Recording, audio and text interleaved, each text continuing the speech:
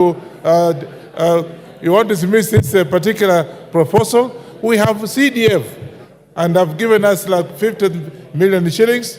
We have the CALF for the ladies, that again, 30 million shillings. And of course, electricity, to be able to have our country with a nice approach to economy by having electricity all over the country.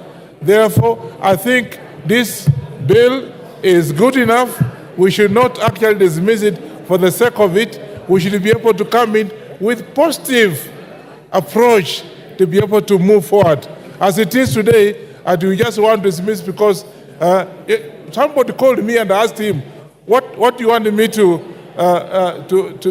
remove? He didn't even know. So let's not go by emotion. Let's go by whatever we have and be able to move forward our economy. Thank you. Thank you, Manduku.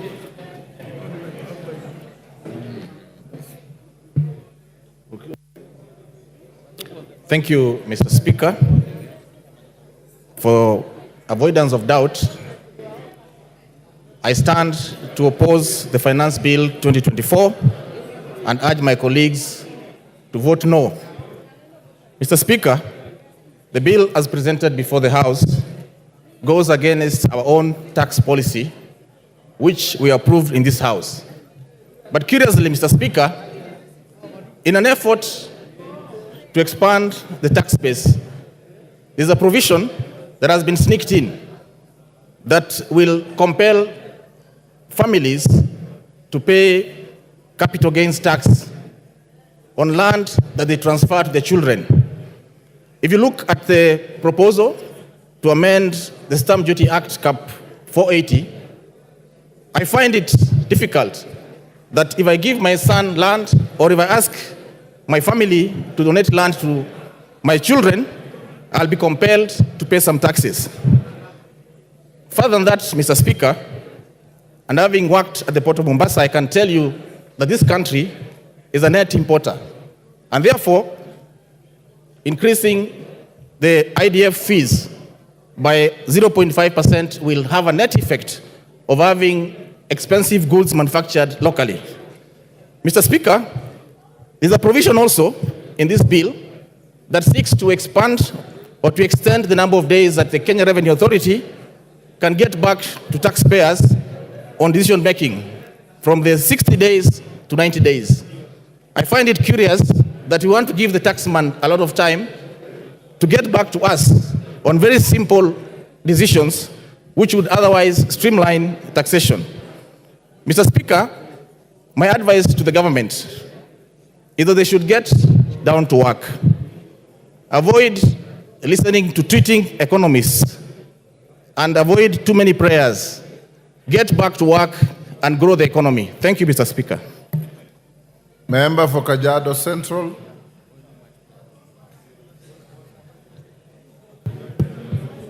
Thank you, Honorable Speaker, for giving me this opportunity. And Honorable Speaker, I rise to support the Finance Bill 2024 for the following reason, Honorable Speaker. One, the Finance Act 2023 had reduced the import declaration fee from 3.5 to 2.5%. This, Honorable Speaker, not only gave us a whole of 10 billion shillings, but it also encouraged importation. And Honorable Speaker, we all know the net effect of this.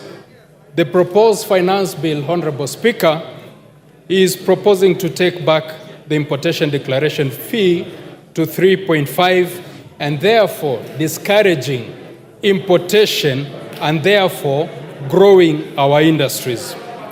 Honorable Speaker, I'd like to commend the Gen Zs who have been out there, but also advise them to seek information, because one of the reasons why these young people are out in the streets is mainly because of unemployment. This importation declaration fee that has been increased seeks to grow our manufacturing sector and therefore seeks to employ the same young people. Second, Honorable Speaker, is the eco levy in clause 45 of the bill. Honorable Speaker, we all know the effects of climate change, the negative effects of climate change. This levy, Honorable Speaker, seeks to protect our environment from environmental wastes, which is one of the contributors to climate change. Honorable Speaker, we could go on and on climate change and the effects and the negative effects that this has brought to the economy of this country.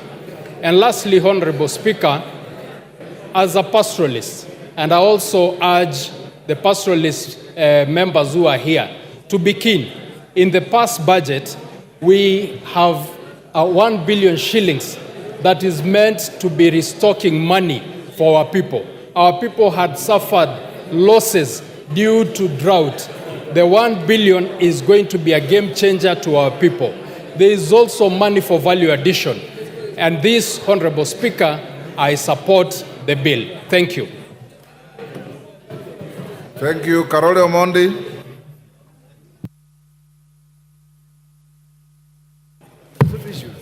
Thank you very much, Honorable Speaker, for giving me the opportunity to speak to this bill. Let me begin by acknowledging that the bill is 132 pages and 65 clauses. So to say that you are rejecting it in totality is just playing to the gallery. I think there are good things and bad things about in the bill. Mr. Speaker, I would like to talk to three things only because of the limitation of time. The first one is a clause that is being introduced in this bill on tax abandonment. I've not had a lot of public discussion on it. But for the first time, we are being asked to make provision in law for the Commissioner of Tax, together with the CS Treasury, to give tax waivers where, in their view, the tax cannot be collected. I think this is a very, very fundamental activity that requires the input of this House. I think tax that is due is already public property, and any activity to waive it or to claim that it can be abandoned must have the input of this House. So I will be recommending, or rather I've already recommended certain amendments that will come to the floor of the House to recast this particular clause to see that any attempts to abandon tax are subject to approval of this House, as well as the requirements of Articles 201 and 210 of the Constitution of Kenya. Secondly, there is another provision in this particular bill talking about investment allowance for spectrum use. I believe this matter should be looked into detail because it also has retroactive effects on the tax that will be collected from the telecom companies. I believe there's a lot of work as Parliament we need to do on this matter to see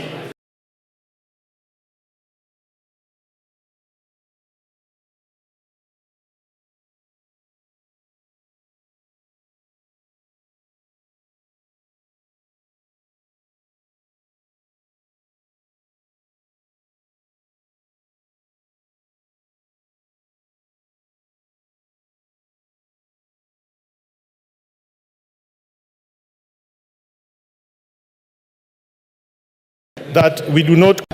If possible, you could add me a few minutes so that I bring forth a message. If possible, you could add me a few minutes so that I bring forth a message I have for the House. Okay, I'll give you an extra 2 minutes, so you have 5 minutes. Thank you very much, Honorable Speaker. Honorable Speaker, as the rule provides in the PFM Act, Article 39A, that we have to balance our expenditure and our revenues. Honorable Speaker, I want to talk as the chairman of budget, and I actually want to talk as an indifferent party, that whatever may happen on the bill, the Budget and Appropriations Committee is prepared, Honorable Speaker. But from the onset, we want to laud Kenyans for their voices. This country belongs to Kenyans, and when they express themselves, they are doing precisely what the Constitution provides. I also want to laud all the Kenyan leaders including our side of government and the other side, Honorable Speaker, because we are all geared to the welfare of the Kenyan people.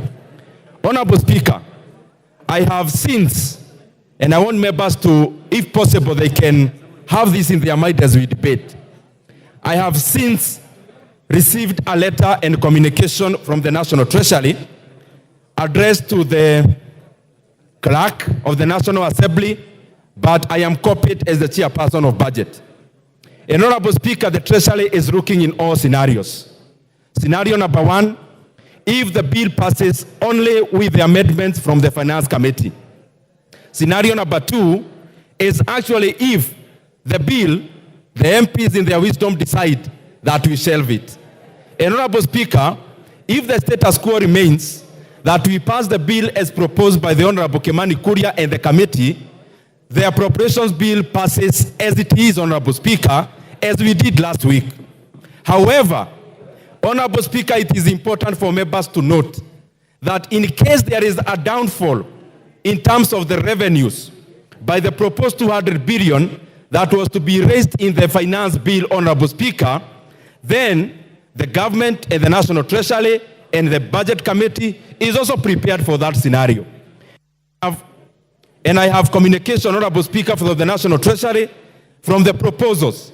And I wish that I read some of them, that if the bill does not pass, Honorable Speaker, we'll be reducing the budget for the State House for 51 million, budget at the State Office of the President for 51 million, security organs, defense, for example, will be losing 7.75 billion, ongoing pivots in our constituencies will have to shelve that ambition by reducing by 800 million, Honorable Speaker.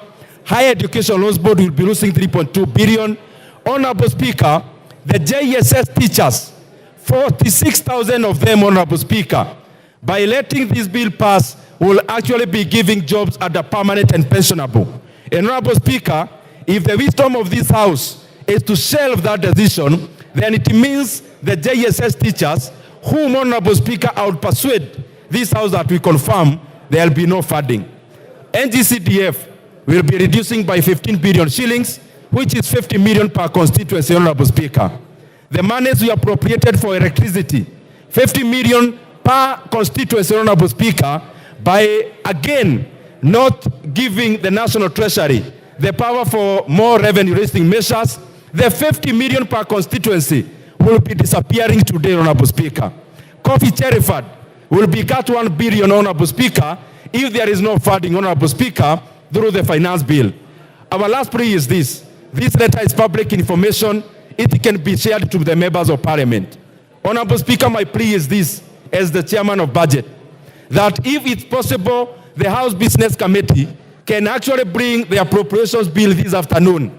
That the decision that we take in the finance bill, we can also cascade the same by appropriating the proposed cuts in the appropriation bill so that we can finish the entire business today, Honorable Speaker. However, Honorable Speaker, I am sure with the same energy that we are speaking either for or against, we will also explain to Kenyans, the JSS teachers, I am sure those who will be voting against their confirmation to PNP, we will also explain to them, Honorable Speaker. Those voting against increment in CDF will also be, Honorable Speaker, explaining to Kenyans about it. Those who will be voting against the increment, Honorable Speaker, of employing 20,000 more teachers will have an ample time to explain to the teachers of this country, Honorable Speaker. And Honorable Speaker, the proposed cut in terms of roads is 15 billion. Those who will be voting against the increment of 15 billion to roads, I am sure they'll eloquently explain to Kenyans about it also, Honorable Speaker. A minute to finish.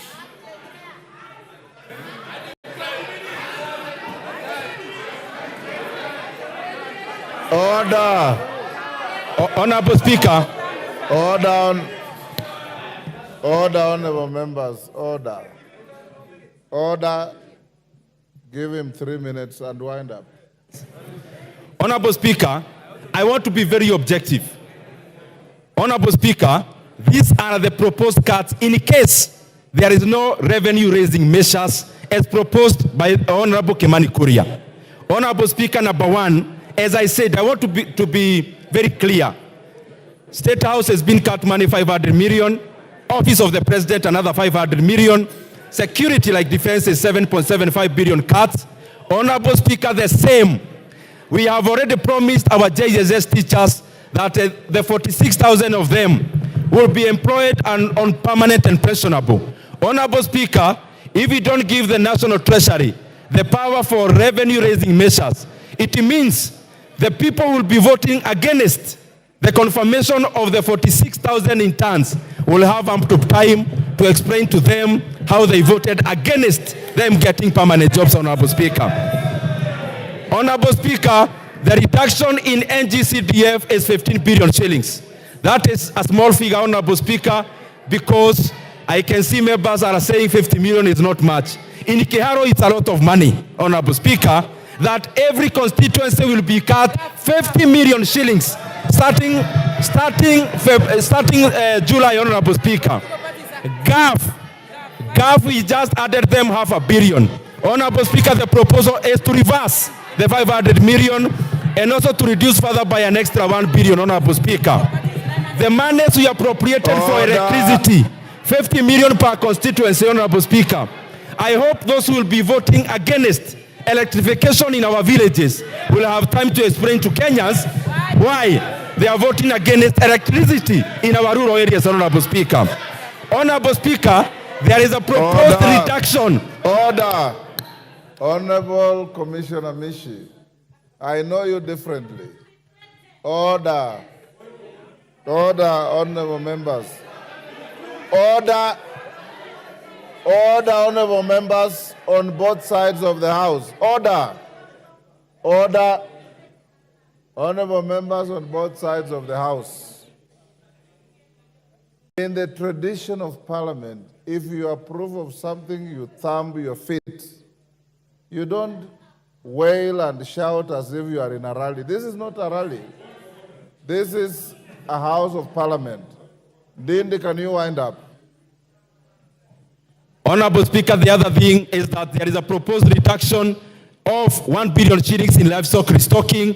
From our side, we believe those who lost their livestock deserve to be compensated. Those who will vote against 1 billion that is going to livestock restocking will explain to our pastoralist, Honorable Speaker. Honorable Speaker, also, the monies proposed for reduction for school feeding program is 1.8 billion. On our side, we believe the 1.8 billion is needed to feed the children of this country as they go to our schools, Honorable Speaker. Honorable Speaker, the political parties, we can all agree in unison. We are proposing a cut of 900 million. I know that is not contentious. We can agree to cut it this afternoon, Honorable Speaker, because we are also prepared for it. Honorable Speaker, there is a proposed cut of 5.5 billion shillings for cash transfer. Our parents who registered last year deserve to get their cash transfer. Order, time up. Betsimba. Order. Asante sana Rosa mheshimiwa. Buyu, you have already spoken on this bill. You have no business doing what you are doing. Asante sana mheshimiwa Spika kunipa fursa na mimi niweze kuzungumzia kuhusu mswada huu wa fedha. Mimi nimesimama kuupinga mswada huu. Na kitu nitasema hapa, viongozi muheshimu malalamishi ama matakwa ya wananchi. Muisikize vilio vya wananchi. Kuongeza ushuru wa mafuta kutapandisha kila bidhaa ambayo inahusiana na mafuta. Kwa hivyo hii ni shughuli ambayo haifai kwa sababu gharama za maisha zitakuwa juu. Kuweka ushuru kwa bidhaa zinazotoka ng'ambo zitamrudia tena mwananchi, kwa sababu bidhaa zinazotengenezwa hapa nchini bado haziwezi kukimu mahitaji yetu, mpaka tutachukua tena kutoka kule zile za ng'ambo, ambazo zitaleta shida zaidi. Kwanza tutengeneze viwanda vyetu kabla tujaweka ushuru huo. Na kuhusu kwamba fedha zitatoka wapi, wapunguze matumizi katika ofisi za serikali. Wanaweka pesa nyingi kuhudumia wageni wakija. Kama mgeni amekuja, mpe maji ya kunywe, na kama ni lazima akae paka mchana, mpe kidheri, mwambie hiyo ndio chakula chetu cha kitamaduni, sio kukula makuku na madino kwa gharama za wananchi. Mnaleta paka tu katika sehemu zenu. kupandisha bei ya mikate. Mwananchi wa kawaida ni bidhaa ambayo inatumika kwa kila boma. Kila boma asubuhi na jioni anatumia mikate. Wewe unaenda kuongeza ushuru wa mkate. Na mkifanya hivyo tutakunywa chai na mgoka kama ndio mnataka hivyo. Kwa hivyo Mheshimiwa Spika, ni kwamba serikali ipunguze ile matumizi ambao wao wanafanya. Wapunguze safari wanazokwenda nje. Waende mahali ikiwa ni muhimu na ni watu wawili pekee yake, hapana kwenda watu 30 alafu mnasema wananchi waongeze ushuru na huku mmechukua ndege nzima mnaenda nayo huko nje. Mnakwenda mahoteli mnazungumza ambao mikutano mnaweza fanya katika boardroom zenu. Hiyo ndio sio ni matatizo. Kwa hivyo mimi nasema kwamba ushuru ama hii mswada wa fedha uangushwe huu, kwa sababu wananchi wameusoma. Msione wale watoto wale vijana wameandamana, walisoma kwa sababu huu mswada uko katika mitandao, wanajua kila kipengee kile kilichoko pale. Mnaongeza matairi, mnaongeza vyombo ambavyo vitapima saratani, mnaongeza bidhaa ambazo za x-ray ambao tayari matibabu ni gharama, na saizi mnaongeza tena. Itakuwa zaidi, watu wanaumia, watoto wanajinyonga huko kwa sababu ya depression ambao ziko nazo. Kwa hivyo Mheshimiwa Spika, nimesimama kupinga mswada huu. Asante sana. Mwengi Mutuse.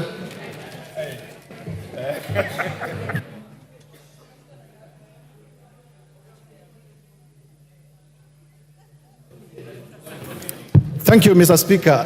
Mr. Speaker, my friends. Thank you, Mr. Speaker. I wish to make a very brief contribution.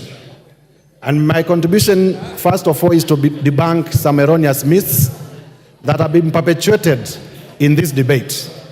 Mr. Speaker, during this debate, a perception has been created that the contestations are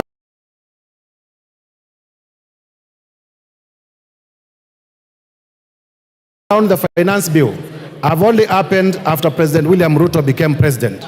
Nothing can be far from the truth. Mr. Speaker, those of us who are students of history know that taxation began 3,000 years before Christ, actually in the ancient kingdom of Egypt. And even at that time, taxation was contentious. It has also been said before this House during the government of Kenyatta I, during the government of President Moi, during the government of President Kibaki, during the government of Kenyatta II, and even now, the finance bill has been an annual event, and it has never been a smooth sail.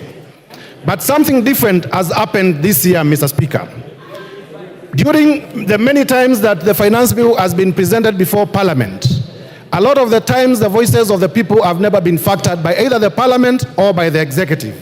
But for the first time in history, the voices of the people have been heard and have been factored in the report that was presented before this House by the Finance Committee. One of the principles of good governance is responsiveness. Responsiveness to the wishes of the people. And I want to laud the Finance Committee for being responsive to the wishes of the people of Kenya. Mr. Speaker, politics is a very interesting game. On Tuesday, and if we may be heard in silence, Mr. Speaker, on Tuesday, after we finished our parliamentary group, I had a very jovial discussion with some of my friends who are on the other side. I had very jovial discussions with some of my friends who are on the other side, and they were saying, why have you removed everything that we wanted to rely on in the finance bill to do politics? And I asked them, but you complained about these things, and you have been heard and they have been removed. And they told me, you know, the work of opposition is to oppose. And now that you have pulled the carpet under our feet, we must find something new to hang on. I am saying this so that Kenyans know that the opposition to the finance bill is majorly inspired by politics. It may not be inspired by the content. Lastly, Mr. Speaker, as a lawyer, I want to say, and this would have been ably articulated if I may get 1 minute, that the issues that have been complained of have already been overtaken by events. They are actually otious. Finally, what is the effect of rejecting the finance bill? The effect of rejecting the finance bill is to resort back to the finance bill of Joseph Oyula.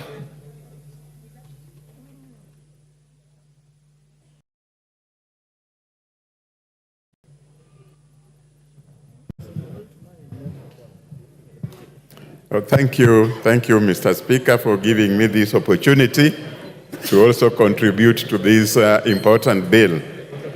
Mr. Speaker, I want to start by thanking the Finance Committee for the work well done. It took a long time, but they came up with a good report. Mr. Speaker, notwithstanding the amendments that were made, this bill was a disaster. This bill is assuming that the Kenyans' tax rate should move to a higher rate regime, which is not comfortable for this country at all. Mr. Speaker, we should not take ourselves to a higher tax regime, which is going to cause stress to our business community and the individuals. The country needs to move slowly towards a higher tax regime. If the country is moved very fast, Mr. Speaker, then we will not balance our budget. Mr. Speaker, we need to make sure that the revenue is raised, yes, but also the tax rate is comfortable to the community of this country. Mr. Speaker, as we go through this bill, Mr. Speaker, let us note that increasing the tax rates does not guarantee raising that money. It has happened in the bill for 2023, we never made it. The chances are that during this period, we may also not make it. So the Treasury should not come up with such a disastrous proposal in the tax rates. It is for this reason, Mr. Speaker, that we are rejecting this bill, and I would want the Treasury to take it back and come up with a bill that is balanced, a bill that will ensure the country is raising revenue, and a bill that will ensure the people of Kenya are not stressed. This is very important, because if we raise the tax and we don't get that money, it will not help the country at all. Thank you, Mr. Speaker. Jane Kagiri.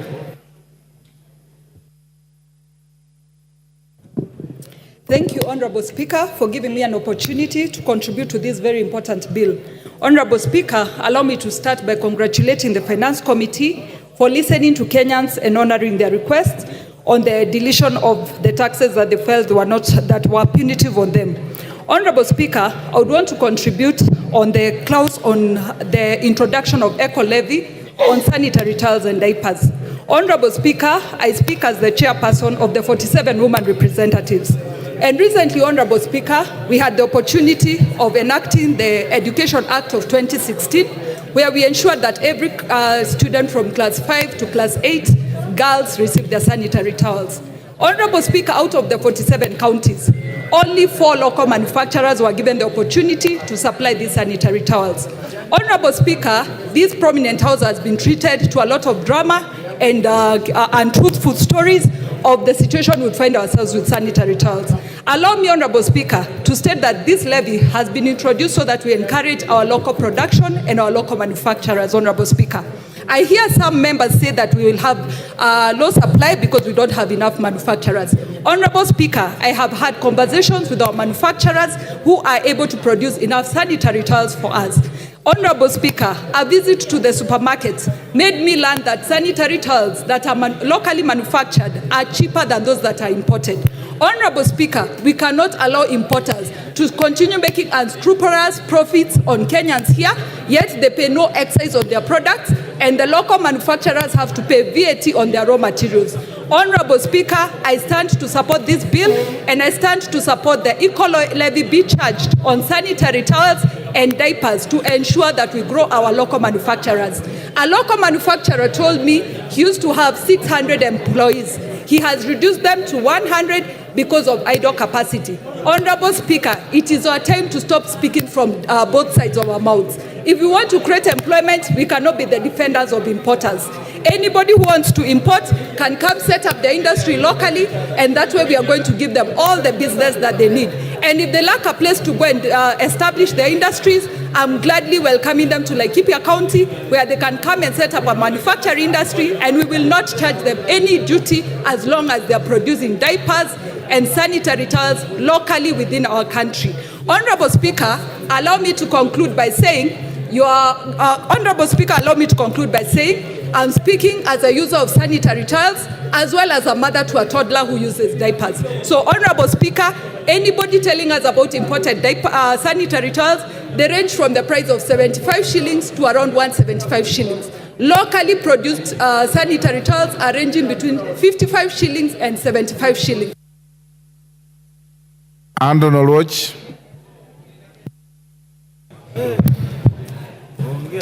Thank you, Honorable Speaker. From the very onset, allow me to say that I rise to oppose this bill. Honorable Speaker, the Finance Bill 2024-2025 has redefined our public discourse on things that affect us, especially on the question of how, when, what, and where to tax the people of Kenya. I want to take this opportunity to thank our Generation Z, because they have reminded us of what is stated under Article 2 and how we, as this legislative house, the executive and judiciary, arrive at the positions in which we arrive. Honorable Speaker, this generation in their public discourse on the question of the finance bill has reminded us that the sovereign power actually belongs to them. All this power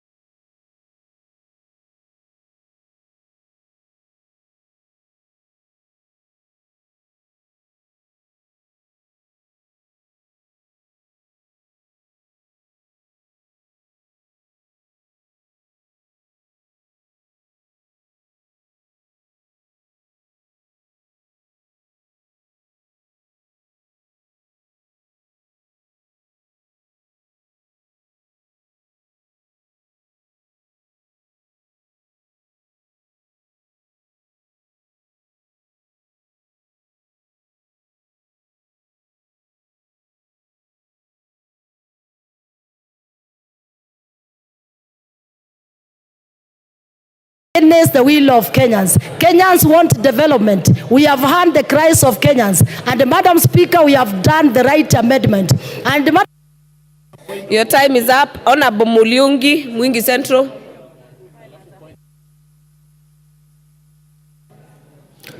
Thank you, Madam Speaker. Madam Speaker, I am directed by the people of Mwingi Central and the youth in general to reject this bill.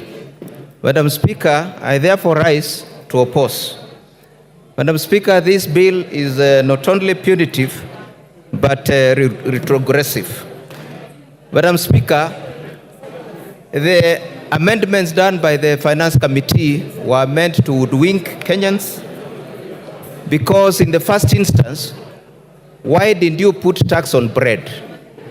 Why did you put tax on diapers? Why did you put tax on cooking oil? These are essentials. Why did you put tax on M-Pesa? Why did you put tax on border? Madam Speaker, I'm very disturbed by this finance bill, especially because this government is insensitive even to the sick. There is a tax on cancer equipment, which will eventually increase the cost of treatment of cancer. Madam Speaker, the bill in general intends to increase taxation, which eventually will increase the cost of living, and it will make life harder and make Kenyans poorer. Madam Speaker, we recall that the Kenya Kwanza government promised a bottom-up economic model, taking money to the hustlers, to the villages, to the poor. But this bill is now taking money from the poor and bringing it back to Nairobi. Madam Speaker, I care for the people of Mwingi. I care for the jobless. I care for the youth. I care for the hustlers. I therefore reject the bill. I reject high taxation. I reject high cost of living. I reject poverty. I reject oppression. I condemn Treasury for bringing this shoddy bill to Parliament. And therefore I demand its withdrawal. Madam Speaker, I oppose archaic, punitive, outrageous, and careless finance bills in the future. I say no to this finance bill. I say no to oppression. I say no to unfair taxation. I say no to poverty. I reject the finance bill. I reject. Thank you, Madam Speaker. Member for Butere, Honorable Tindi. Asante sana madam. Asante sana Bi Speaker kwa kunipea nafasi. Jambo la kwanza nataka niseme nimesimama kwa kupinga mswada huu wa fedha mwaka wa 2024. Bi Speaker, vile unajua kwa Kenya wanahangaika, gharama ya maisha iko juu, na serikali ambayo iko kwa mamlaka ilitafuta kura na mamlaka ikiambia Wakenya ya kwamba watashukisha ushuru, wakasema ya kwamba wataweka pesa mfukoni, watatengeneza kazi na watafanya maisha ikue mema kwa ule Mkenya wa kawaida.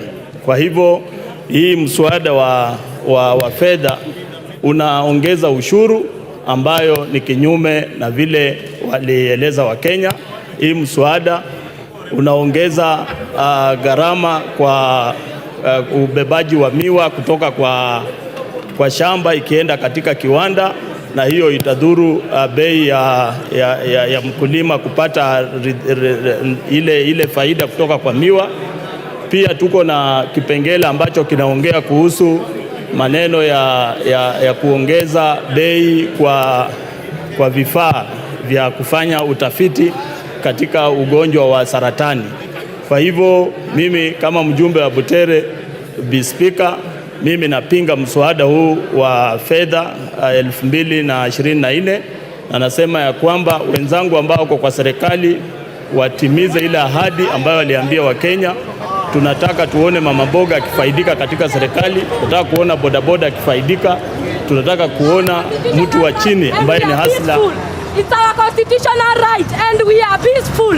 It's our constitutional right and we are peaceful. It's our constitutional right and we are peaceful. It's our constitutional right and we are peaceful. It's our constitutional right and we are peaceful. It's our constitutional right and we are peaceful. It's our constitutional right and we are peaceful. It's our constitutional right and we are peaceful. It's our constitutional right and we are peaceful. It's our constitutional right and we are peaceful. It's our constitutional right and we are peaceful. It's our constitutional right and we are peaceful. It's our constitutional right and we are peaceful. Mwambie tulisoma katiba. And we are peaceful. It's our constitutional right and we are peaceful. It's our constitutional right.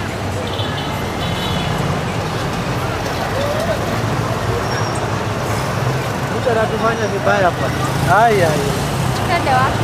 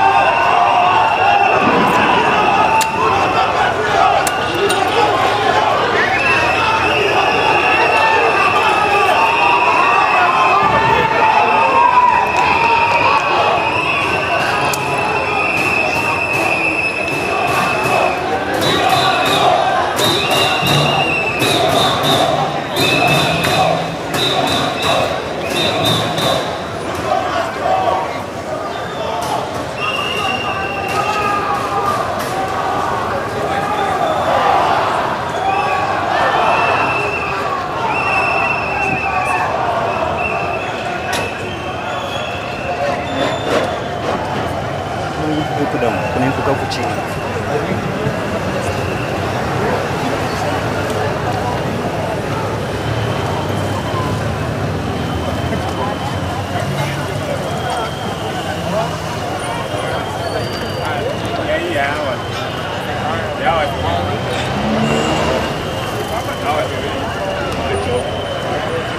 Sasa wewe uko ready kukimbia wewe.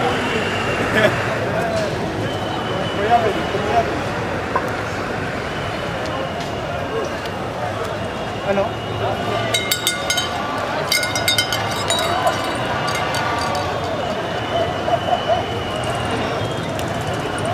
Devi. Nimefika kama nimeanza mbio. Niko hapa Nation. Hapa kwa junction ya Nation na Limit. Oh ya Nation. Nation huko. Oh, sasa nikuje kidogo.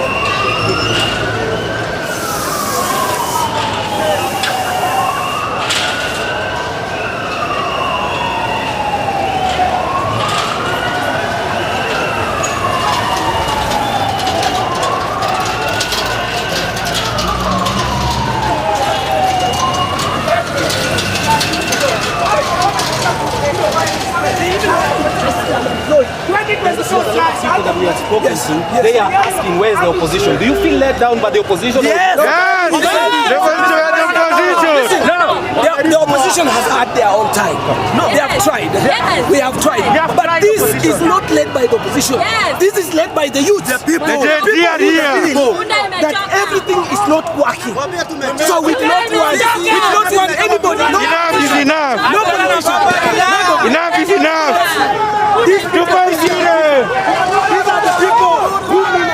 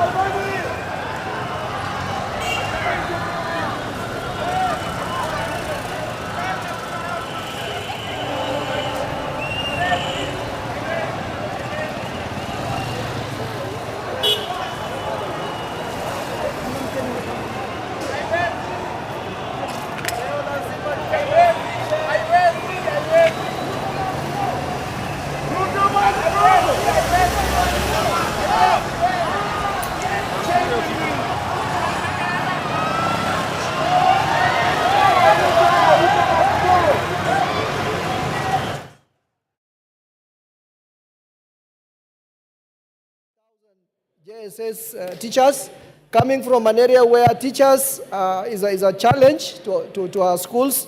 I'm very happy that this is happening. And 1 billion for restocking livestock that have been destroyed as a result of drought and floods is also very important for my constituents, and I'm happy with that. The school feeding program, which is going to be funded by the government, is also very important to my constituents, and I'm happy.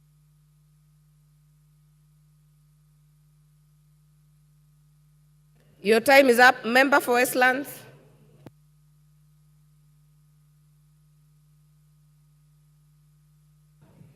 Thank you, Madam Speaker.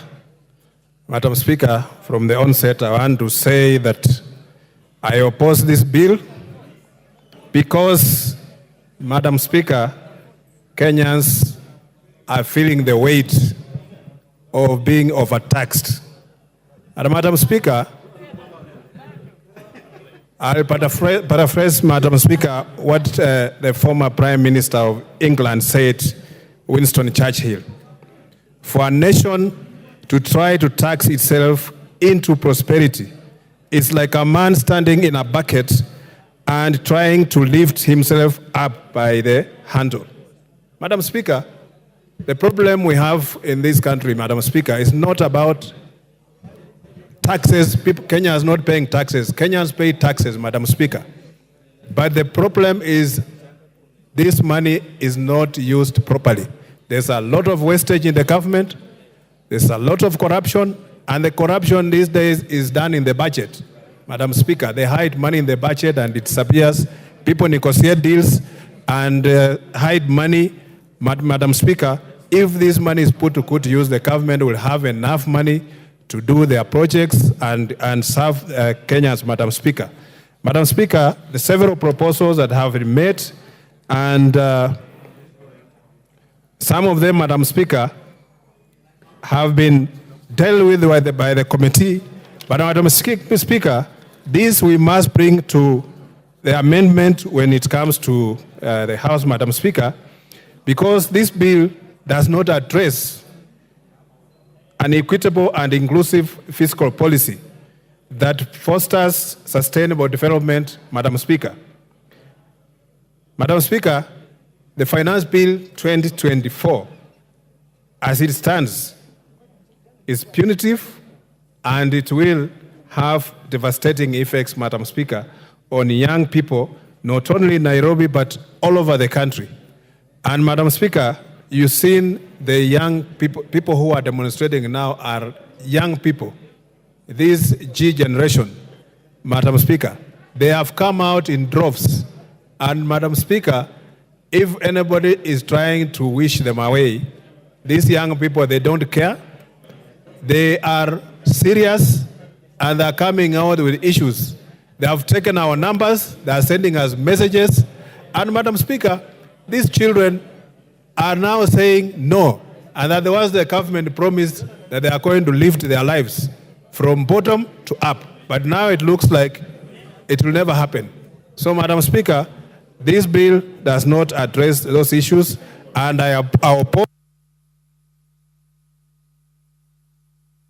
Honorable Mark Mwenje. Thank you, Honorable Speaker. Honorable Speaker, I rise to reject this finance bill.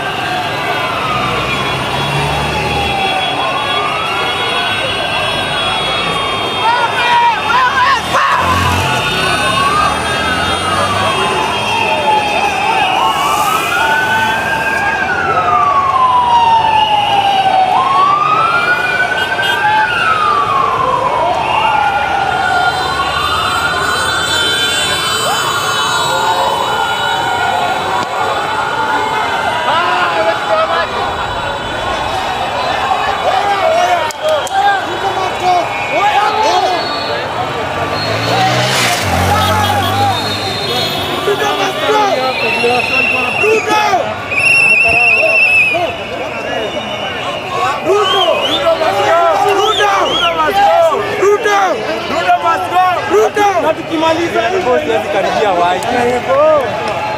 Acha afike.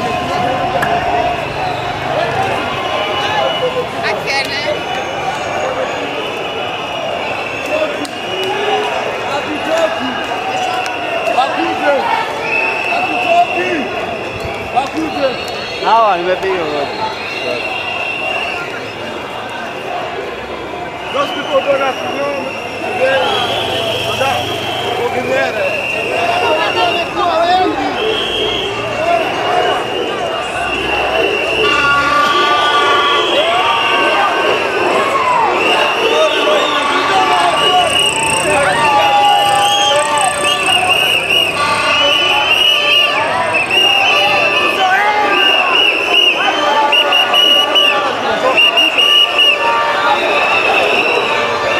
Tumechoka Ruto, tumechoka.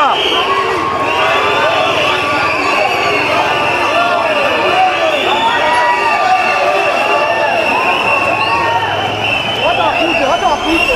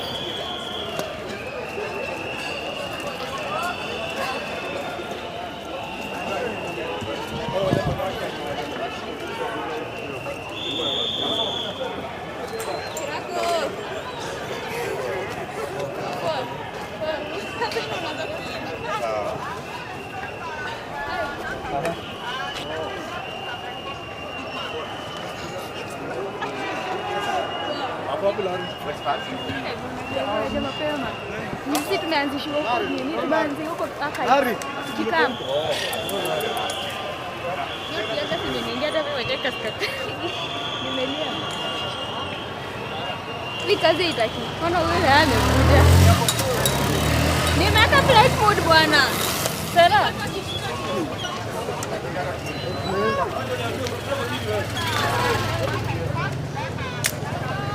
Sawa?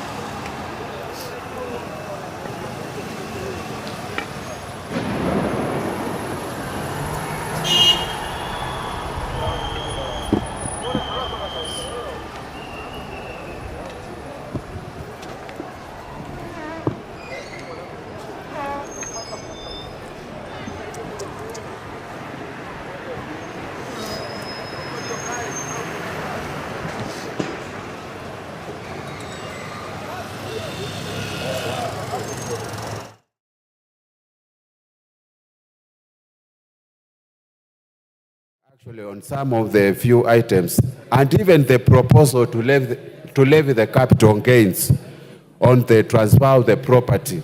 However, Mr. Speaker, based on all these 18 issues they addressed to the Kenyans, I still feel the mood in the country, and even what we call the Finance Act of 2023, Kenyans have not recovered on all these issues, Mr. Speaker.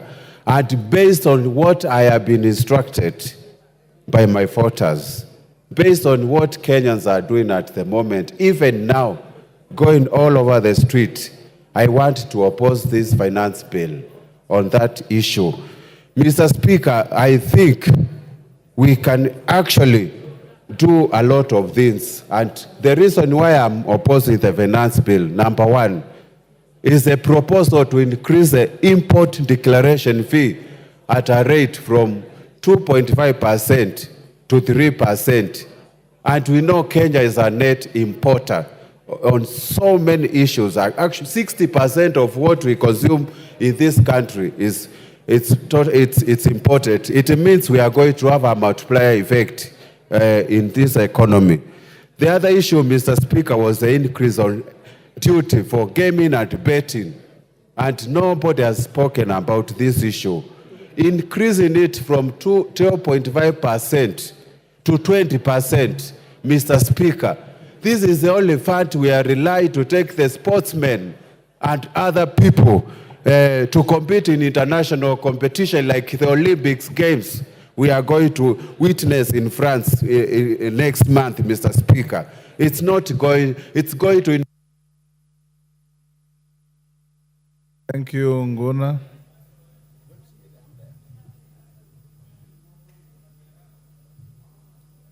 MP Brett.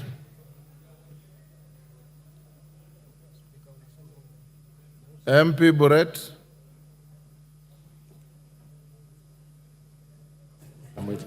Thank you very much, Mr. Speaker. I rise to support the motion, not the motion, the bill, finance bill, together with the proposals that the Finance Committee has recommended in their report. Mr. Speaker, we must come to an agreement as a House that we cannot propose one thing and do another thing. We did indeed made proposals as this House and passed the appropriation bill, allowing the Budget Committee to be able to appropriate the funds that we had thought are of essence and also of great concern to the people.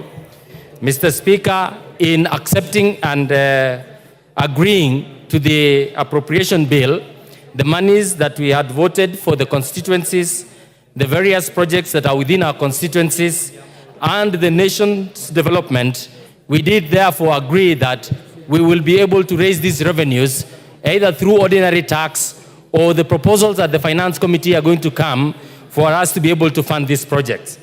I find it hypocritical for members to rise up here and say that they will reject the finance bill in totality, and also refusing to acknowledge that therefore it must be accompanied by reductions or some elimination of some of the projects and the expenditures that you had proposed.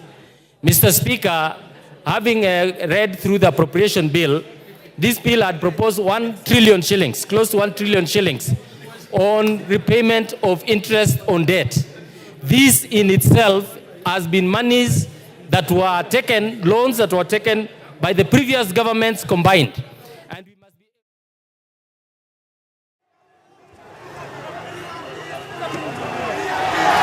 Peaceful demonstration unapata nini? Unapata nini? Peaceful demonstration. Ukianza kurusha mawe ni nini? Mawe gani? Peaceful demonstration. Mbona mnarusha? Hiyo ibadu yao ni polisi, wani.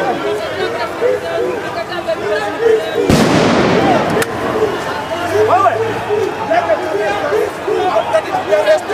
I've suffered for long in this country. Let me be arrested. I've suffered alone. I've been fighting for the freedom of this country. I've been alone. Let them kill us. We are tired. We are tired. We are tired. Let them kill us. We are tired. We are fighting for the freedom of this country. We are tired. We are tired. We are tired. Finance me down. Finance me down.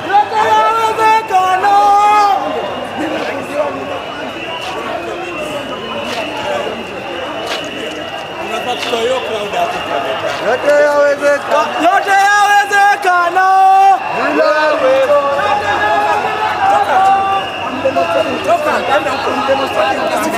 I'm demonstrating peacefully.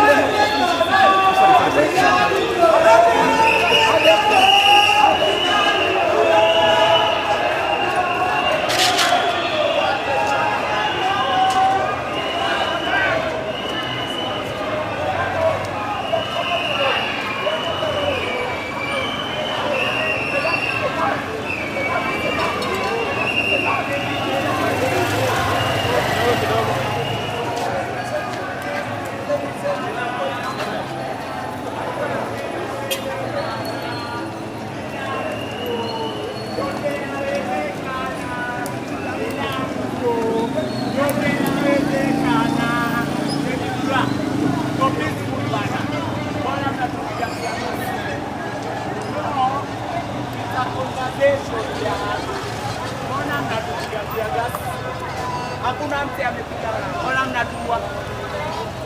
Cheki vile mmenyamaza. Tabia mbaya hiyo. Very bad manners.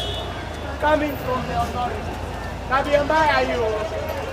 Anyway, hatuchoki. Na re-energize. Bakia. Saa 8 ndio hiyo. 2 p.m. Una re-energize. Mpaka masaa. Yote yawezekana bila Ruto. Yote yawezekana bila Ruto. Yote yawezekana.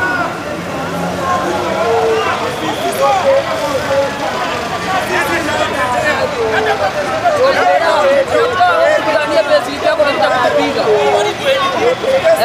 Wewe kutoa Kenya, kupigania pesa yako kuja kukupiga. Nataka unesponsoriwa na lunchbox. Sisi tuko tu. Sasa hata ukinipiga, pesa yako unapata 2%. Lazima mtu mmoja kwa ground, lakini usipige. Unaweza jifanya unafanya kazi. Basi tusitupige. Sawa. Tumishi kwa wote. Sawa baba.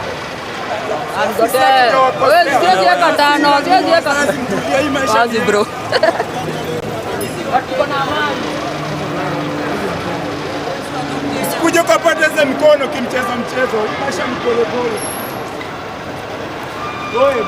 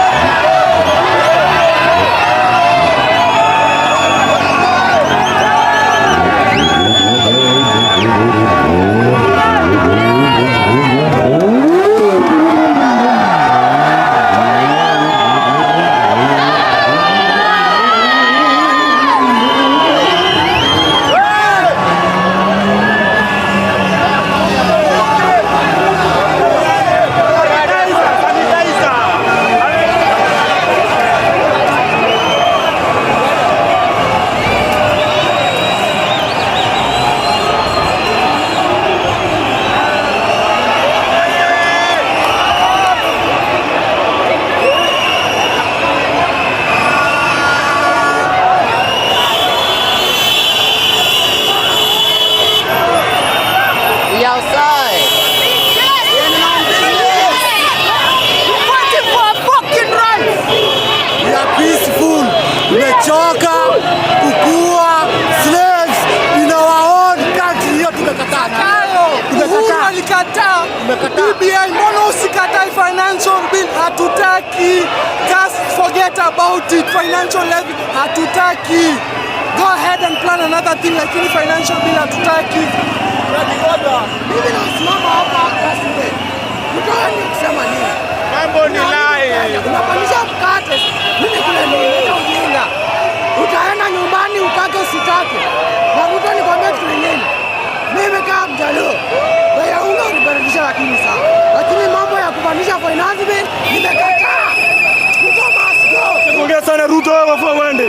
Ruto must go. Ili mfano watubeba. Hataki bana. Lazima uende.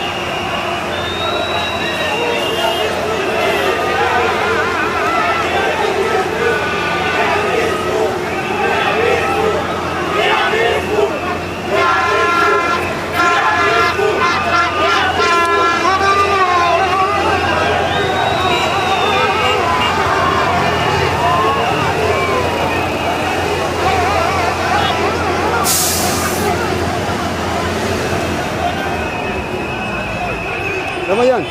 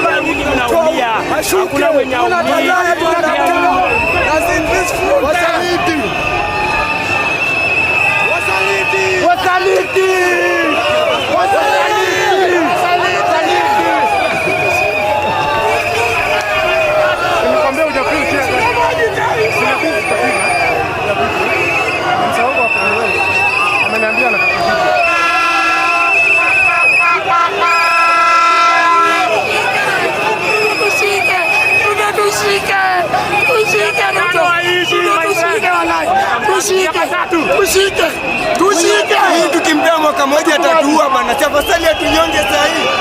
Ongeza volume. Watu shike.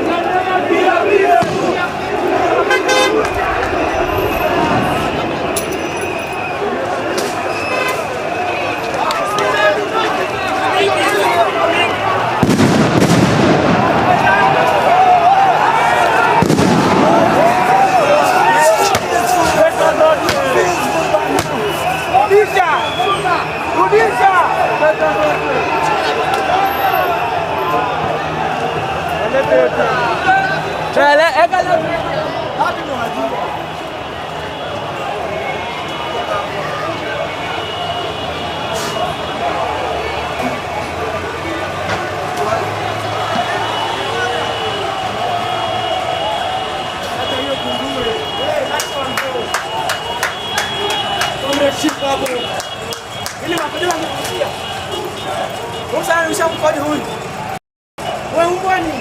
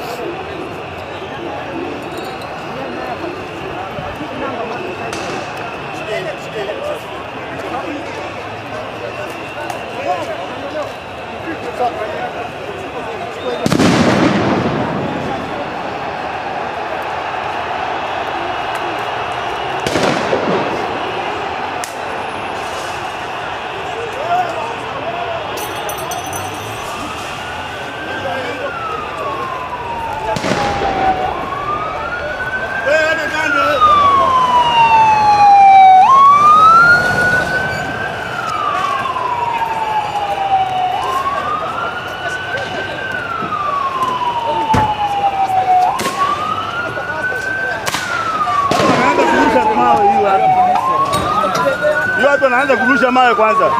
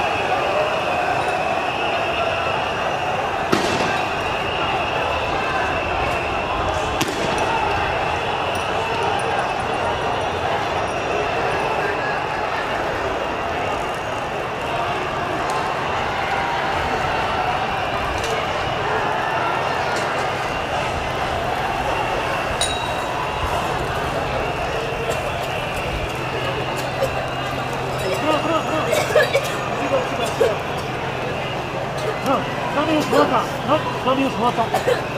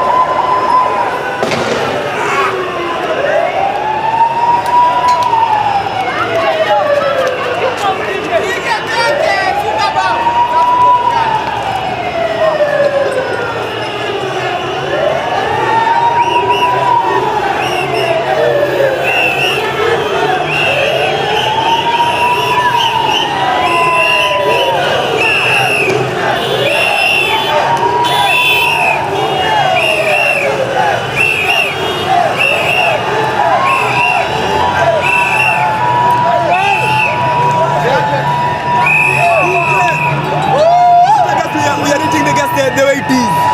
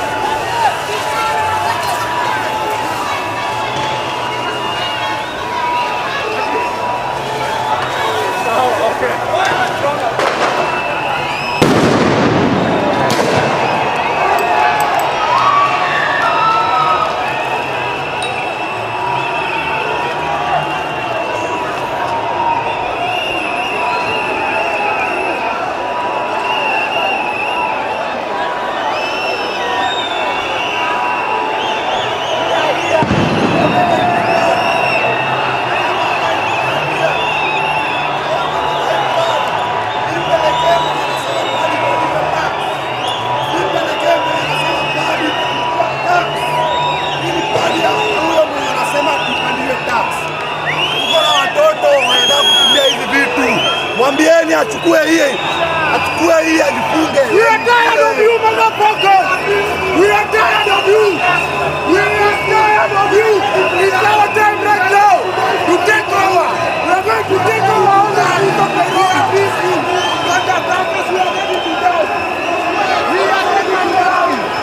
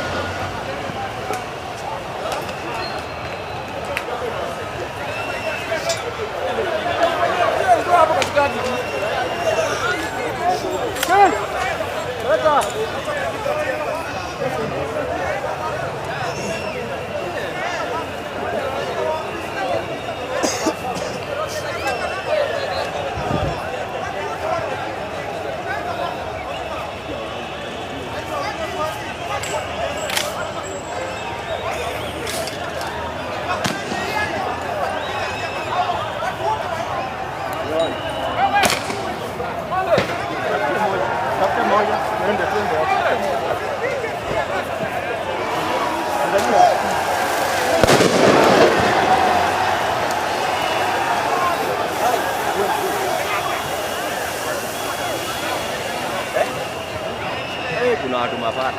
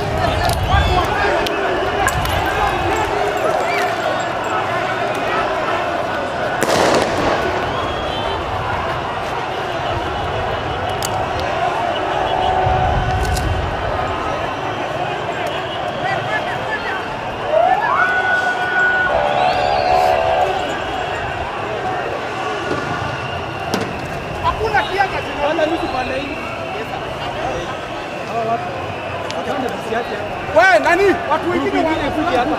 Wewe. Watu wa fulani huko.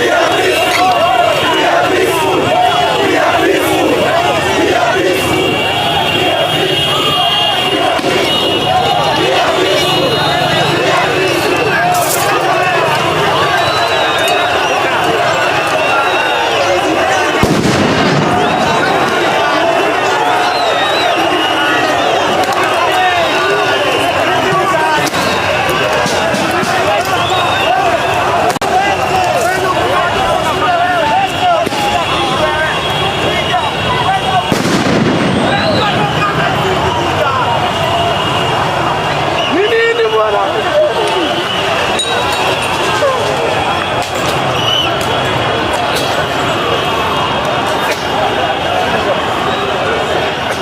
should let it be.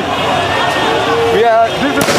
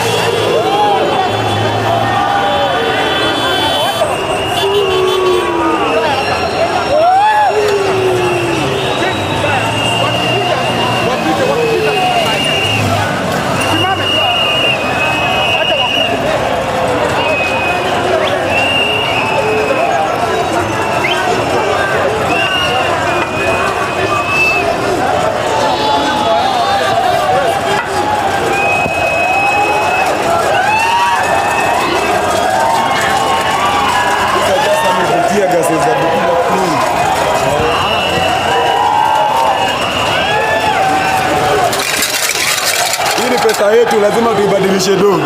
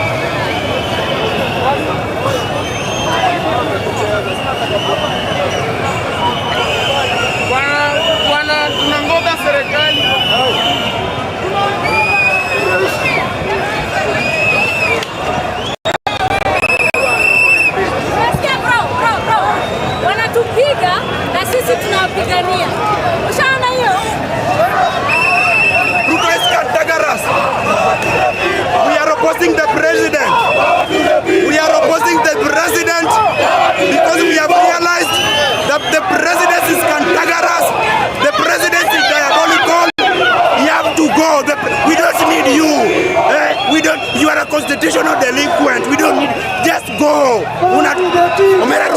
Omera Ruto. Ngoja. Power to the people. You don't need any qualification to be a police officer. You only squad D. You only squad D and you become a police officer.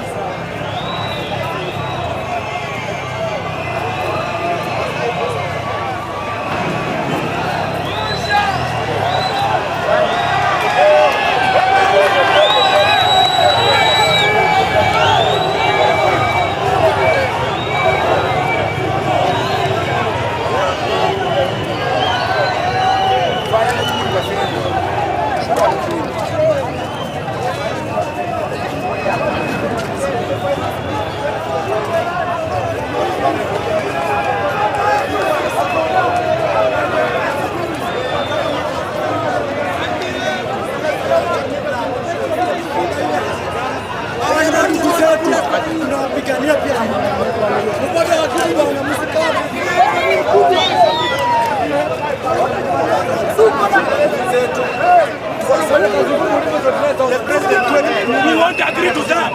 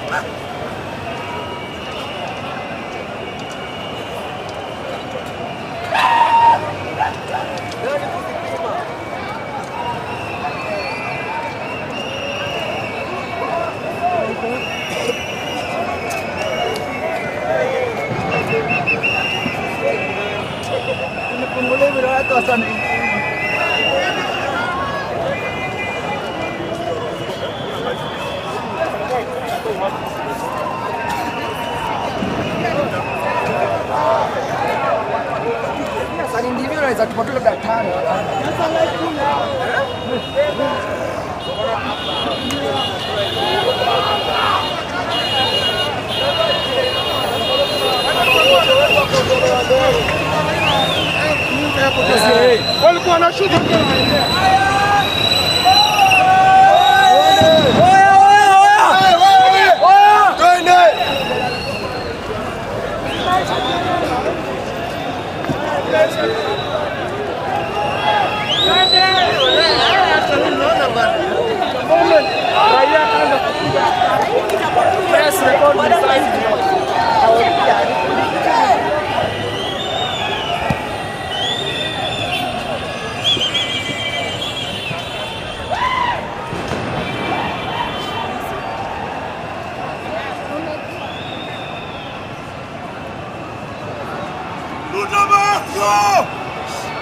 Ruto must go!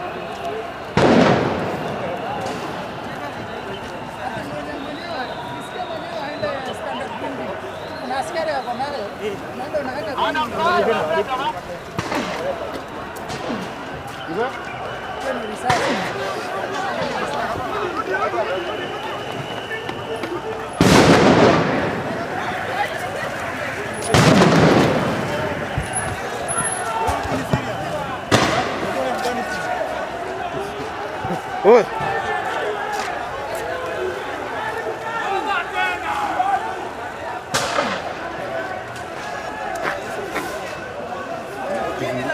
Turudi tu.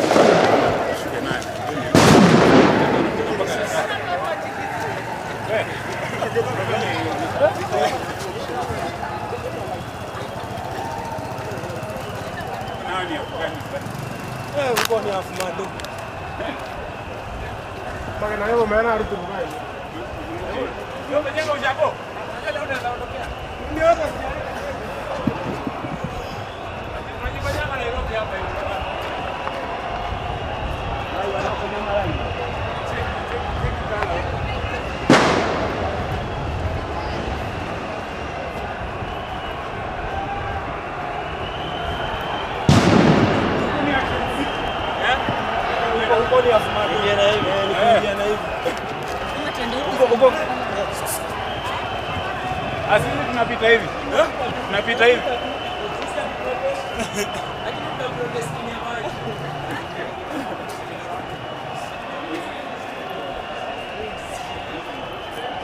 Kunaitwa Afghanistan.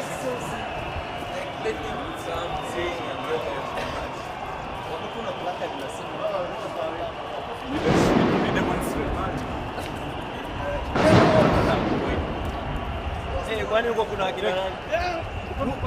Kwani sio akibiti? Sijui hata akina nani. Asiisha ama alafu tutafika ziisha. Zitaisha hivyo kama saa zile unaenda kwenye internet kuna kelele. Ukiwasha kamera hivi. Sijui nani ameanza kupigilia mabati.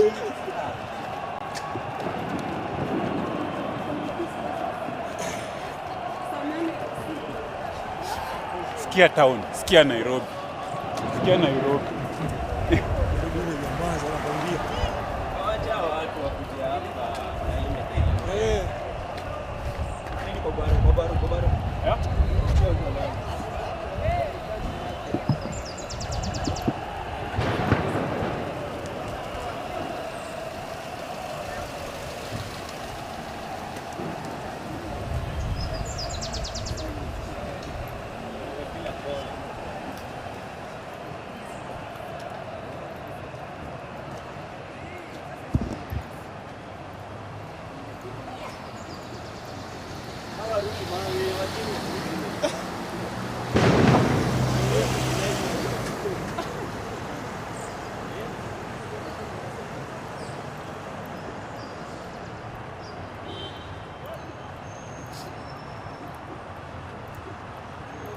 Kwa nyumba ananiambia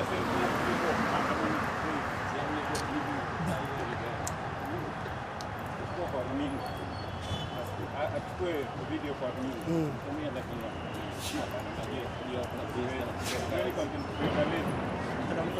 When you YouTuber ni fanya kazi. Kwa ya Azimio na kwanza kutoka kwa Wachukue ya Azimio na kwanza.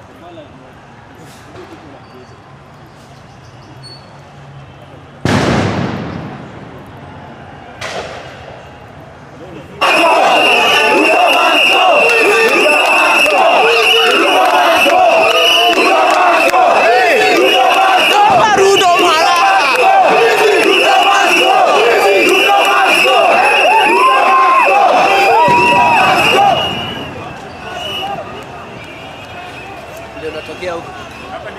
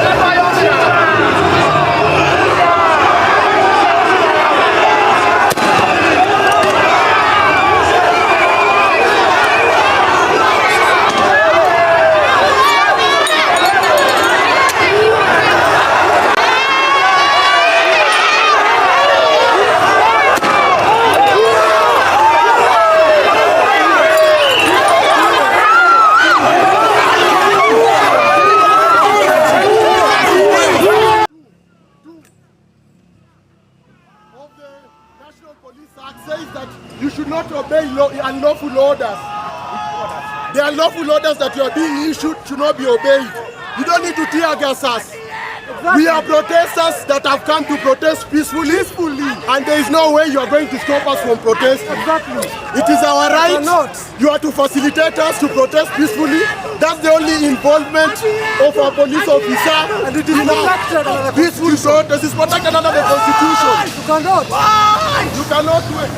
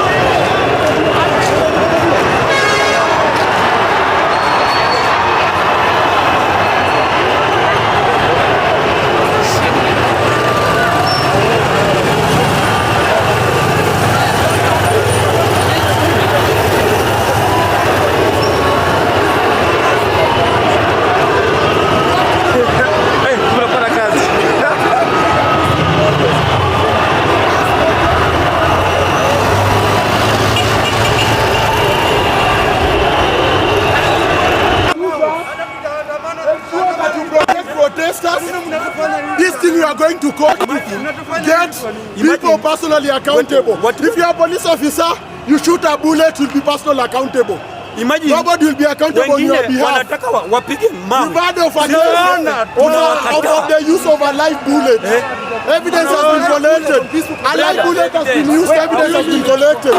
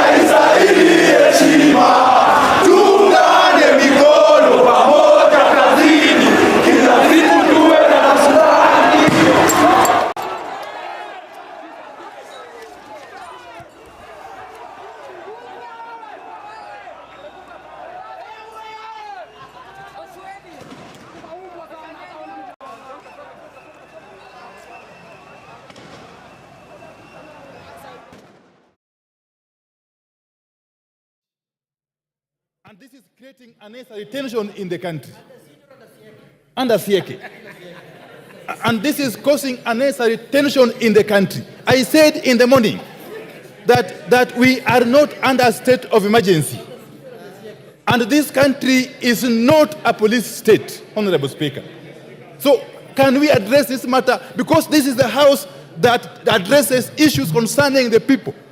This is the highest organ of our democracy. So could we basically get a report on what is actually happening and an assurance that this house remains independent and free to transact its business as mandated by the Constitution, Honorable Speaker. Otherwise, we shall be acting now under some kind of duress, because the members of Parliament will now be acting under coercion in whichever way they want to transact the business of the House, Honorable Speaker. I plead with you. Yes, Otienda Molo. Is it on the same issue? On the same issue? Give me the microphone. Thank you, Mr. Speaker. It's the same issue.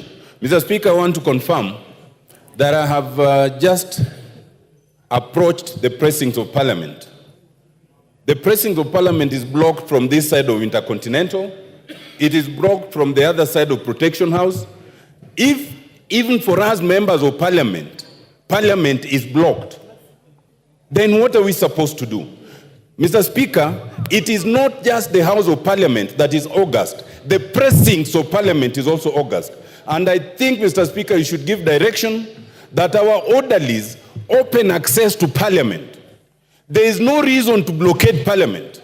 I know that we will vote. Those who choose to vote the way they choose to vote will be seen by Kenyans. We do not need to be shielded from Kenyans. Let this House be accessible. Thank you, Mr. Speaker. Majority Leader. Majority Leader. Thank you, Honorable Speaker. Order, honorable members. Honorable Speaker, it's good that the Leader of Minority has raised that issue again. And I did ask the Inspector General of Police earlier this morning why the blockade. Honorable Speaker, first let me set the record straight that there is not a single member of Parliament who is unable to access Parliament. Not just members of Parliament, that is why we are here in our numbers. Even our staff, parliamentary staff. Honorable Speaker, you could protect me from the shouting, or I could simply sit, and those who want to shout can shout. Order. Order, honorable members. Try and listen to each other. Majority Leader. Thank you, Honorable Speaker. I was saying not a single member of Parliament has been unable to access the precincts of Parliament. Not a single member of staff of Parliament has been unable to access the precincts of Parliament.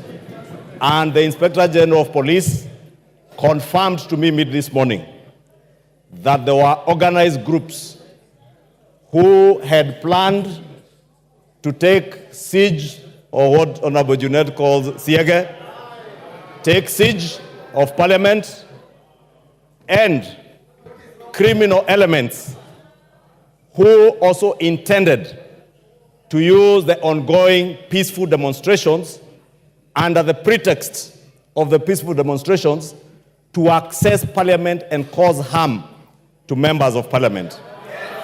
Honorable Speaker, I said it is good the Leader of Minority has raised this issue. Because at the end of the day, if any one of you or any of our staff members gets harmed in any way, we will point fingers at the same police officers whom we have bestowed the responsibility of ensuring our safety, Honorable Speaker. It is indeed true, Honorable Speaker. Order. He is responding to a point of order. Order. Order, Babu. We now take your seat. Take your seat. It is me to rule whether he is out of order or not you. Order, Babu Wino. Take your seat. You know, Honorable Speaker, we said the other day respect is earned, and you did indicate to us that even in this House, we must act with some decorum and some respect. And the same could be said of maturity, Honorable Speaker. That you have to exhibit maturity in the House to earn your respect, Honorable Speaker. I was saying, Honorable Speaker, Order. in the endeavor to protect not just the safety of members, but the institution of Parliament, the Inspector General of Police indicated to me that they have taken adequate security measures to ensure that every member of Parliament who wants to access Parliament can access Parliament. Members can vote willingly, not under coercion, not under duress, to vote willingly, either for or against the finance bill that we are coming to vote. And Honorable Speaker, just in relation to what Honorable Tiende Amolo has said, it is true, we know the kind of intimidation that has been out there. But none of these members in this House is here as a coward. They are here to exercise their mandate as bestowed on them by the Constitution of our Republic, Honorable Speaker, and they will vote willingly. They will not be coerced by anybody. The police are not here to tell you how to vote. Let them do their work and let us do our work from inside Parliament. Those who want to shout and excite crowds outside there like Babu Owino, they could do so.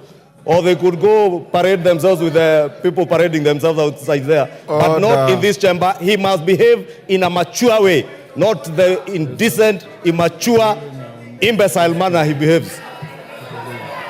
Order. Order, honorable members. Babu Owino, take your seat. Order, Angela. Order, members. Order, Honorable Angela. Order. Honorable Angela, I will not deny you the right to vote on this bill by sending you out. Remain here and vote.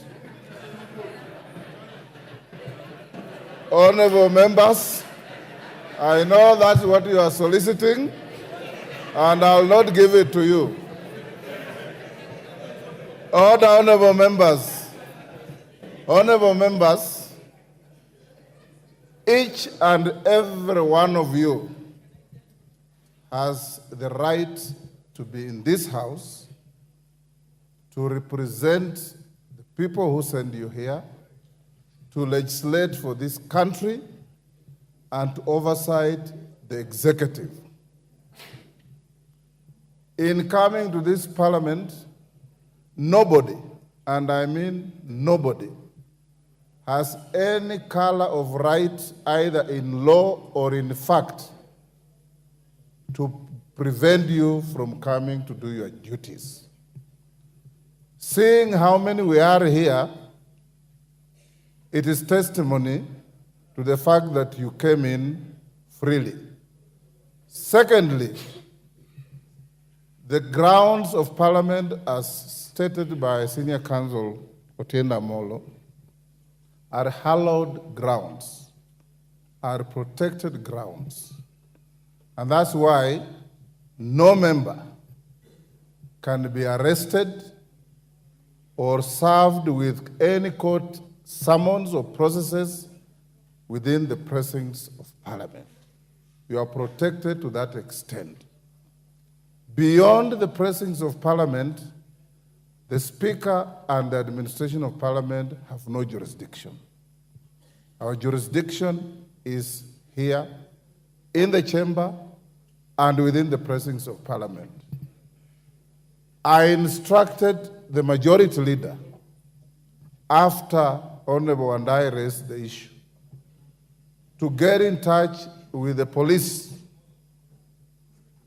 and speak to the Inspector General and bring him to the attention that whatever law enforcement activities going out there should not in any way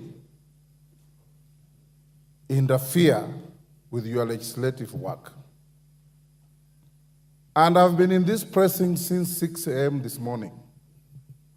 No single member has come to me to report of any prevention or harassment or interference in coming to their work. If I got any information or report, I will act on it.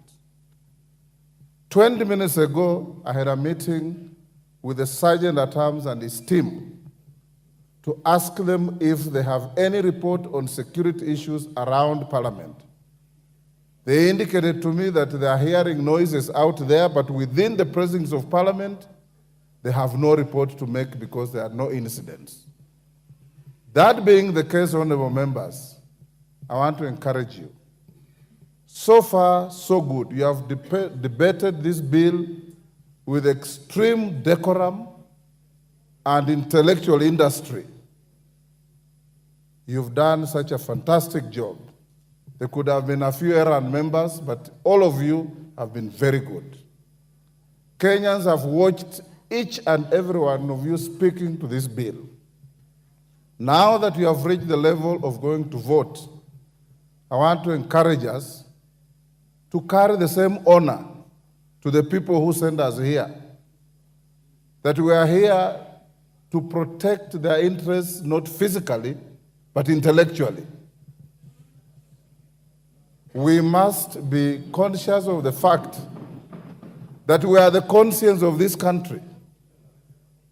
And being the conscience of the country, our conduct must constantly have in mind the fact that whatever we do here can have negative or positive consequences on the public out there. So we are going Order Wanjala. Order Wanjala. Having said that, I want to encourage members that there are still several members who want to speak to this bill. I promise that I'll give you 1 hour this afternoon. There is a small ruling I'll deliver on the issue that was raised by the minority leader. I'm waiting for it. I had just made some corrections.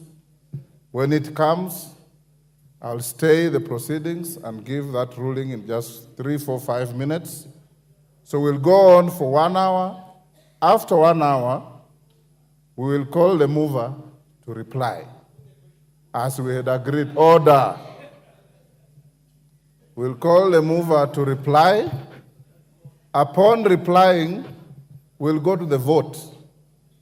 If the equipment in front of you is working, we'll do an electronic vote. Order. Honorable Robert Mbui. You are normally more orderly than you want to be today. If the equipment doesn't work, I have no difficulty. I'll sit here and allow you to vote in the manner that you want.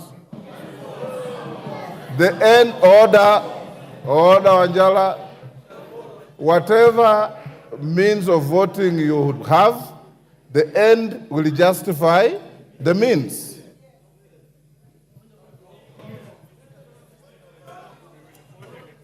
Yes, Junet.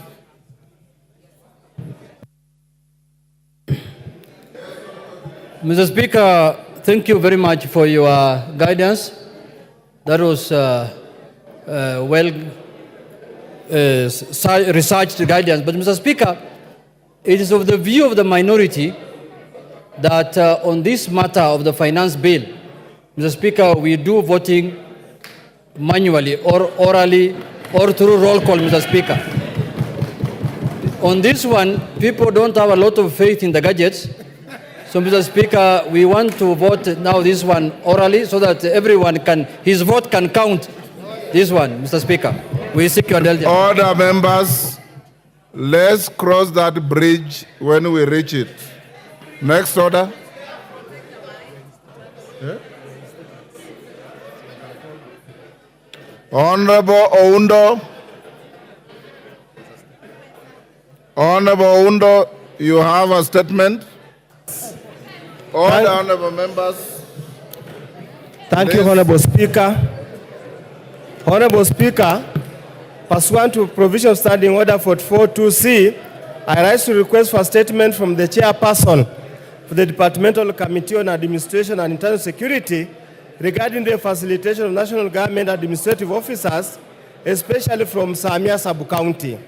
Honorable Speaker, Section 8.2 of the National Government Administrative Act 2013 gives powers to the national government administrative officers to coordinate national government functions and the Constitution, as the Office of the President necessary for the effective and efficient coordination of national government functions. Regrettably, the Assistant County Commissioner of Siopo Division, Funyula Division, and Sub-County Police Command of OCPD of Samia Sub-County do not have government vehicles. This despite the fact that these senior officers are expected to facilitate execution of their mandate of ensuring peace and security in their respective jurisdictions 24 hours a day without fail. Honorable Speaker, it's against this background that I seek a statement from the chairperson, the Departmental Committee on Administration and Internal Security on the following matters. Number one, what are the criteria for and the status of distribution of government vehicles to the national government's administrative officers? Number two, what steps has the government taken to ensure that all national government administrative officers, particularly those in Funyula constituency, are facilitated with vehicles? Order, and number three, honorable members, order. And number three, can we listen to member for Funyula? Go on. And number three, when is the Ministry supplying vehicles to national government administrative officers, especially to Samia Sub-County? I thank you, Honorable Speaker. Thank you, Honorable Speaker. Thank you, Honorable Undo. Next statement, Joseph Namwar, Turkana Central. Joseph, go ahead. Honorable Speaker, pursuant to the provisions of Standing Order 44-2C, I wish to request for a statement from the chairperson of the Departmental Committee on Administration and Internal Security regarding recent incidents involving the Kenya Wildlife Services and local communities in Sibiloi National Park, Marsabit County. Honorable Speaker, on 12th June 2024, a tragic confrontation between KWS Rangers and suspected Merile poachers in Sibiloi National Park resulted in the unfortunate loss of lives of KWS Rangers. The following day, in an apparent act of retaliation, KWS Rangers pursued and possibly evicted villagers from Kotela village. Escalating the situation further, on 14th June 2024, at approximately 9:00 a.m., KWS personnel aboard a helicopter opened fire on a group of fishermen who were in an engine boat near the shores of Lake Turkana in Kanakwara village. During the ordeal, Mr. Daniel Esekon of ID number 24076166, who was one of the fishermen, was fatally shot, and the officers continued their indiscriminate firing at other fishermen despite pleas to cease fire. Honorable Speaker, these attacks have instilled widespread fear and panic among the residents of the area. Multiple fishing boats belonging to local communities have been destroyed, and many innocent fishermen remain unaccounted for and feared dead after fleeing from the KWS assault. These continued attacks pose a great danger and threat to the lives of the residents. Honorable Speaker, it's against this background that I request for a statement from the chairperson of the Departmental Committee on Administration and Internal Security on the following. One, could the ministry provide a detailed account of these incidents, including detailing the circumstances that led to the excessive force by KWS Rangers against the residents? Two, what specific actions have been initiated to ensure a thorough investigation into these events, including the tragic shooting of Mr. Daniel Esekon? Three, what measures has the ministry put in place to ensure that the family of Mr. Daniel Esekon is compensated for the tragic loss caused by KWS? And four, What steps are being taken to de-escalate tensions between KWS and local communities, including collaboration with the Ministry of Tourism and Wildlife to prevent such tragic incidents from recurring in the future? Thank you, Honorable Speaker. Thank you, Joseph. Is Tongoyo here? Both Oundo's statement and that statement by Namwar are to your committee. You bring the response in 2 weeks. Okay, well... Protas well Akuja. Protas. Thank you, Honorable Speaker. Honorable Speaker, I rise to request for a statement regarding the recruitment of casual workers by Kenya Power Company in Turkana. Honorable Speaker, pursuant to provision of Standing Order 44.2c, I wish to request for a statement from the chairperson of the Parliamentary Committee on Energy regarding the recruitment of casual workers in Kenya, in the Kenya Power and Lighting Company in Lodwar and Kakuma, Turkana. Honorable Speaker, the Kenya Power Company has been engaging casual workers to supplement its workforce. There have been growing concern and grievances reported by the casual workers engaged by Kenya Power Company workers stationed in Lodwar, Turkana regarding their unsatisfactory terms of employment. It is disheartening to note that these workers who have served the company diligently for years are denied permanent and pensionable employment terms during recruitment and confirmation exercises, while their counterparts from other counties are absorbed and some even posted in Turkana County. Reports indicate that factors such as nepotism, tribalism, and lack of transparency have marred the recruitment process, therefore locking out qualified casual workers. This unjust treatment not only demoralizes the affected workers and hinders effective service delivery, but also perpetuates the marginalization of Turkana County residents from gaining access opportunities for gainful employment. Order, honorable members. Order. Order, honorable members. Order, Irene Mayaka. That Kamkunji is illegal. Honorable Speaker, it is against this background that I request for a statement from the chairperson of the Departmental Committee on Energy on the following. One, provide a report on the number of casual workers in Kenya Power Company stations in Turkana County absorbed on permanent and punishable terms in the last 3 years. Second, outline the plans that have been put in place to address the plight of casual workers who have served Kenya Power Company for years without being confirmed as permanent and punishable employees.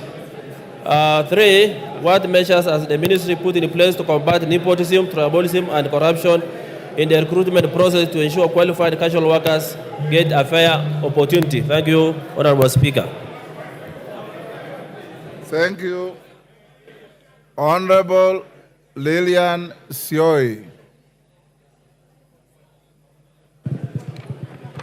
Thank you, Mr. Speaker.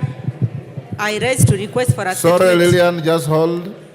The statement is directed to the chairman of Energy. Who is the chairman of Energy? Is it Vincent Kawaya? Is he in the house? Vice Chair?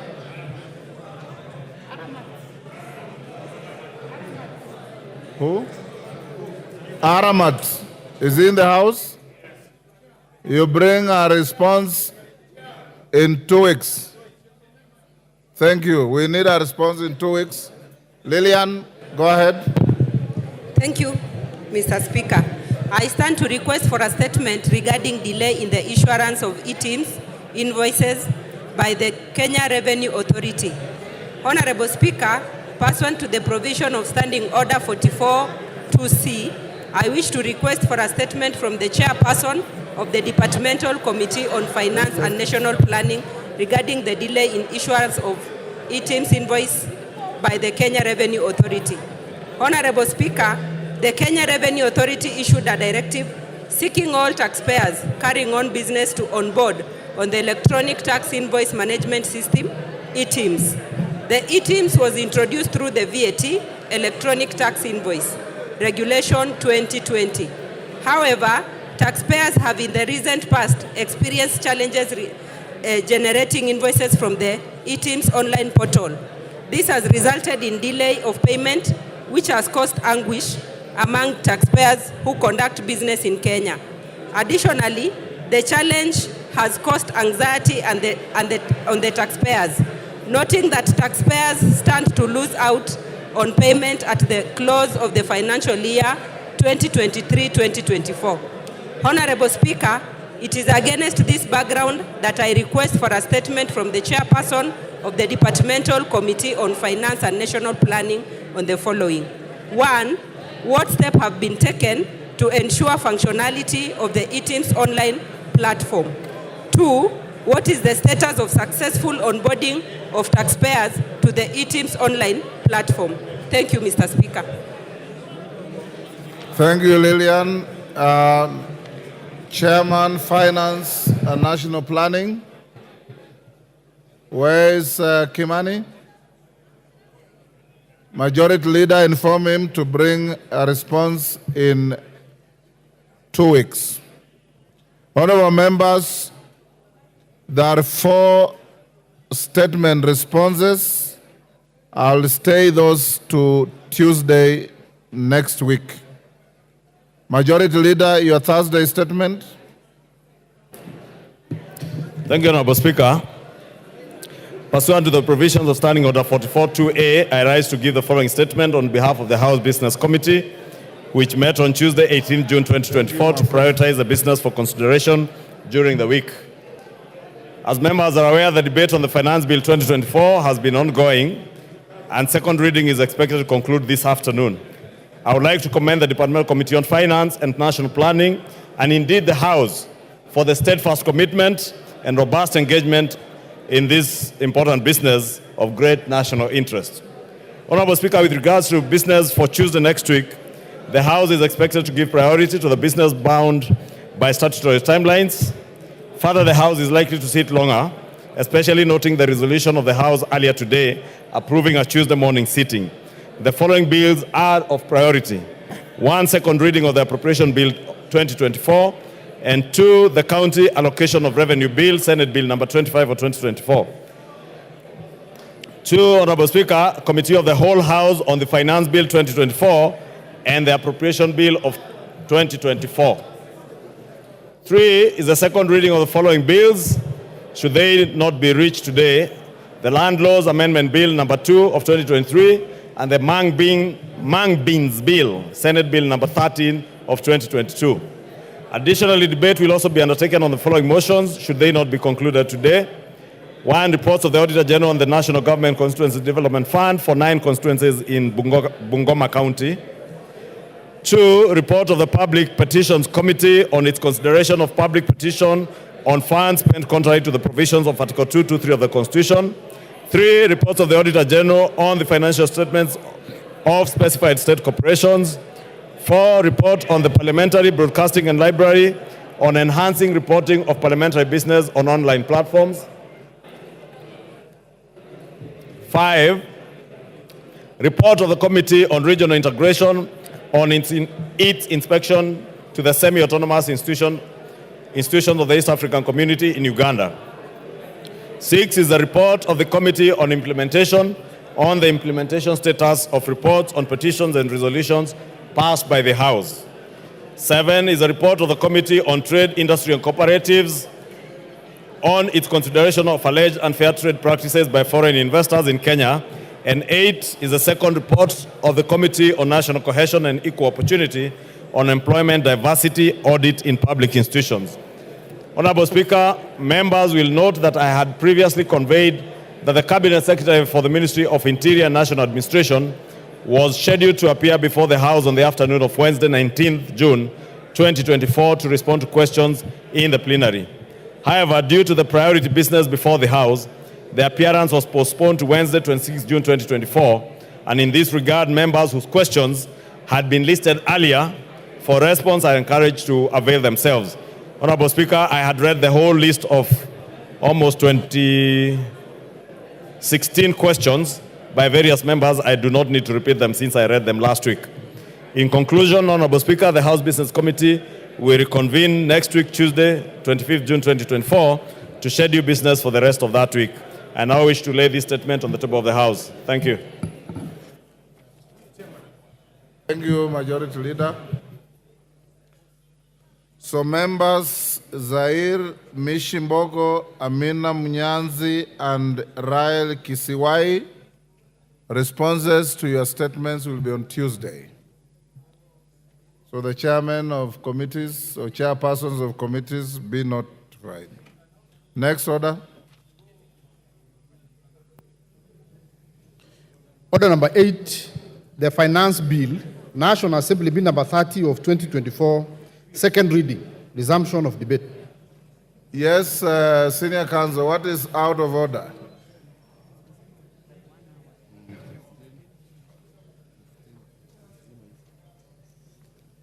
Yes. Could they give me? Thank you, Mr. Speaker. Mr. Speaker, I rise under Standing Order number 252 in terms of access to the House. Mr. Speaker, it's been brought to our attention that our colleagues in the Senate, some of them are interested in accessing the public gallery or the Speaker's gallery to observe our debate, and that they have been refused access. Could you, Mr. Speaker, give direction that the public gallery and the Speaker's gallery should be accessible not just by the senators, but by any Kenyan who cares to come and listen to our debate and our voting? Thank you, Mr. Speaker. Order, honorable members. Honorable Otienda, I hear you. Honorable members,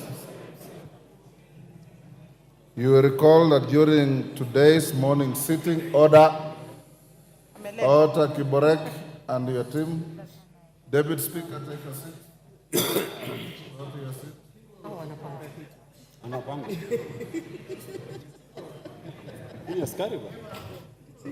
Thank you.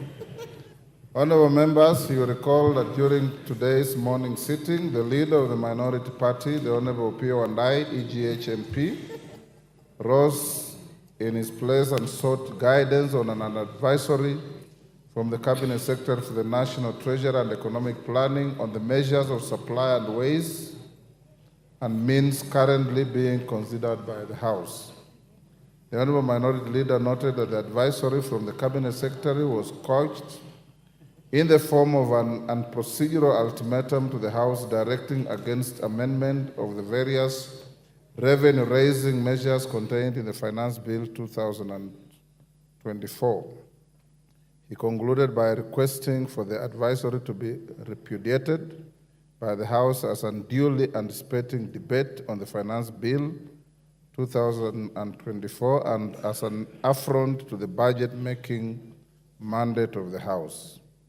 Honorable members, I did allow the leader of the majority party, Honorable Kimani Ichung'wah, AGH MP, and the chairperson of the Budget and Appropriations Committee, the Honorable Ndindi Nyoro MP, to make brief rejoinders on the issue before scheduling it for my guidance during this afternoon sitting. Honorable members, as I proceed to guide on the matter, I wish to note that the advice referred to by the minority leader, though addressed to the clerk of the Assembly, was copied to both my office and to the chairperson of the Budget and Appropriations Committee. Contrary to the assertions made by the minority leader, the advisory is not an unusual document. Members will note that every year, before the conclusion of the budget process, the Office of the Clerk seeks the views of the Cabinet Secretary responsible for finance on the options available to the House and its committees to ensure a balance between the measures of supply and ways and means under consideration by the House. This is in keeping with the requirements of Article 114 of the Constitution on the consideration of money bills. The advice enables the House to ensure that the measures of supply and ways and means that it approves in the appropriation bill and the finance bill adhere to applicable constitutional and statutory limits. Honorable members, as you are aware, under Section 39A(4)(c) of the Public Finance Management Act, Cap 412A, Any recommendations made or resolution passed by this House on revenue matters must take into account the impact of the proposed changes on the composition of the tax revenue that the National Treasury is expected to raise. Additionally, honorable members, under Section 45C of the Public Finance Management Act, the House is under an obligation to ensure that the total amount of revenue raised is consistent with the fiscal framework that it approved during the budget process. During its consideration of budget proposals, the House must strike a balance between the supply of monies that it appropriates for the national government and the ways and means of financing such expenditure. As ably expressed by the leader of the majority party and the chairperson of the Budget and Appropriations Committee, any negative imbalance between the ways and means and the supply approved by the House ultimately results in a fiscal deficit. This deficit can only be addressed through borrowing, enhanced taxation, or reduction of the estimates of expenditure. Honorable members, if you listen to the contributions of the Honorable T.J. Kajwang yesterday, these are the exact words he used in his contribution. And he was very right in law and under the Constitution. As members will recall, any borrowing sanctioned by the House must strictly adhere to the threshold prescribed by this House in line with Section 50 of the Public Finance Management Act and the principles outlined under Article 211 of the Constitution that cautions against overburdening future generations with unnecessary bad debt. Honorable members, all things considered, my reading of the advisory from the Cabinet Secretary is that it constitutes a reminder to the House of its constitutional and statutory obligations. I do not view it as a directive in the manner argued by the minority leader. In the letter, the Cabinet Secretary reminds the House of the recent increase made to the estimates of expenditure when the House considers supply measures.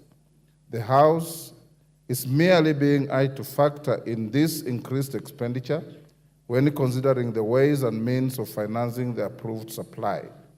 In its decision-making, the House is only bound by the Constitution and the law. The ultimate decision lies with this House. I therefore find nothing untoward with advisory. Its contents may be used for the information of the Budget and Appropriations Committee, the Finance and National Planning Committee, and House in plenary and during the Committee of the Whole while considering both the Appropriations Bill and the Finance Bill. The House is accordingly guided. I thank you. On what the Honorable Otienda Amolo has raised, entry and access to the galleries is not a right of anybody. It is to the discretion of not just Mr. Speaker, but the Sergeant at Arms and his team. And their advice this afternoon was that they desired to keep the galleries unoccupied. And that's being a security matter to which I'm not an expert, I've given them the benefit of doubt. Secondly, Honorable Otienda Amolo, you may recall some 2021, when the Honorable John Bandi nearly killed me in the public gallery. No. Yeah, you are the one who saved me. It is Alice Nganga who nearly killed me. It is the Honorable Alice Nganga who nearly killed us. And if you recall, with a light touch, the Honorable Senator Mudhama, as he then was, left the gallery half naked. And the Honorable Bone Khalwale left the gallery at a speed that would have broken a world record. We don't want to repeat that.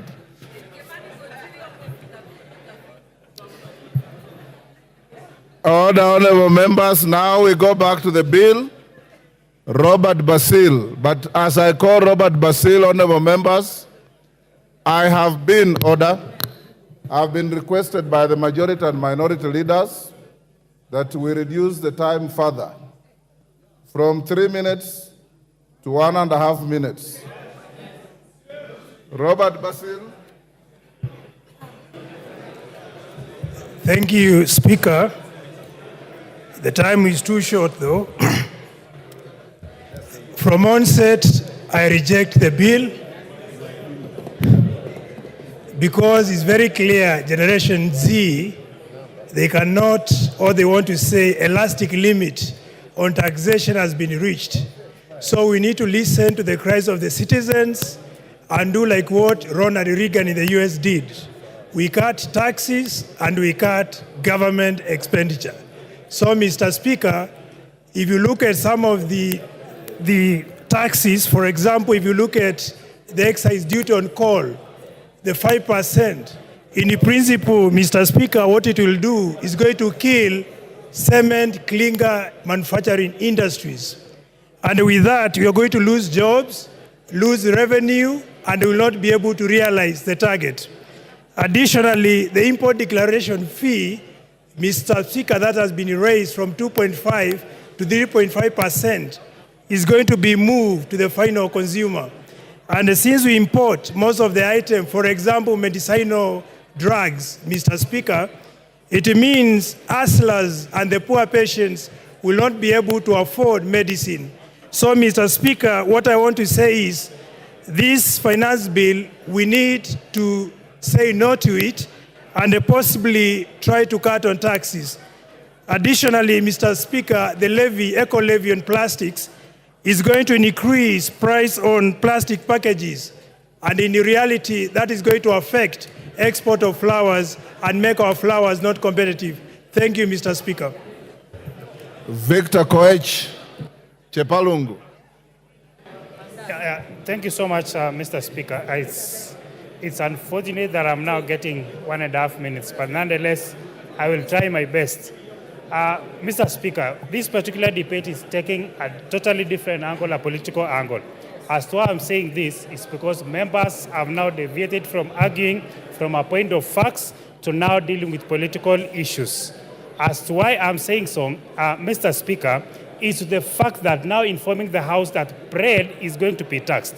While the fact is, the committee led by Kimani Kuria sought the public opinion, and on sorting on the public opinion, the committee is now dropping 16% VAT on bread. On motorcycle, Mr. Speaker, again, the committee report is saying that instead of allowing importation of motorcycles, we promote our local manufacturers so as to create job opportunities for our citizens. And in that case, Mr. Speaker, I support. Thank you so much. Jalango Langata. Order. Yes, Kibagendi. What is out of order? And under what standing order are you? Thank you, Mr. Speaker. There is a stranger in the House. I've seen someone resembling Oscar Sudi in the House. There's a stranger in the House, Mr. Speaker. Order, Honorable Kibagendi. If you want to provide comic relief, that is a very poor one. Go on, Jalango. Thank you so much, Mr. Speaker.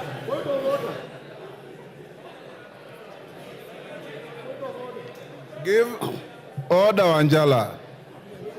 What is out of order? Give Anjala the mic. What standing order are you standing on? What order? What is standing 91. order? 91, Mr. Speaker. Pardon? 91. Order. Order. 91. Take your seat.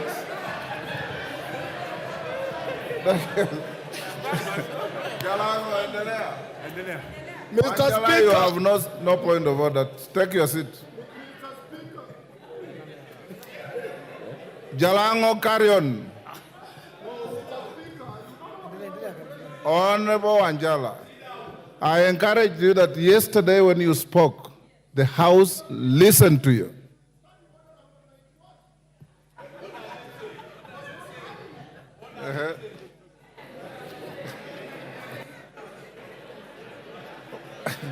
What is it about?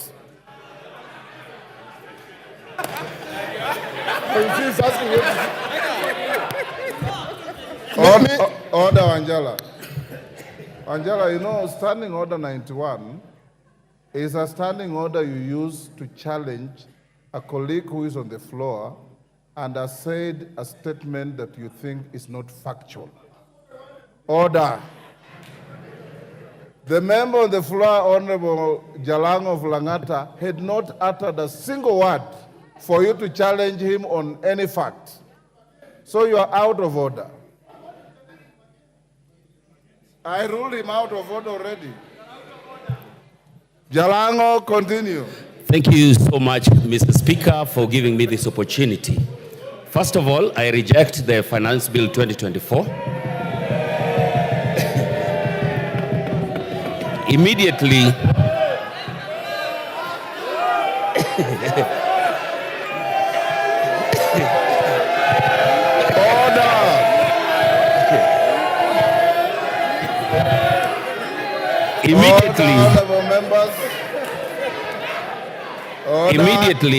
immediately touched around everything that touches a common person. That is the M-Pesa, the cars, the pads. And I looked back and saw the whole generation in Langata out here having their voices so loud. Even after the amendments, I had to make the choice that I've made today. Now, out here is the Gen Z generation, whom I talk to every day. I interact with them on Twitter, TikTok, and everywhere. When most of you will have gone back to the villages, we will be with them here in Nairobi. The question will still be there. And most of you know, I'm the friend to the president. And I spoke to him, and he knows very well that this is my stand. Thank you so much, Mr. Speaker.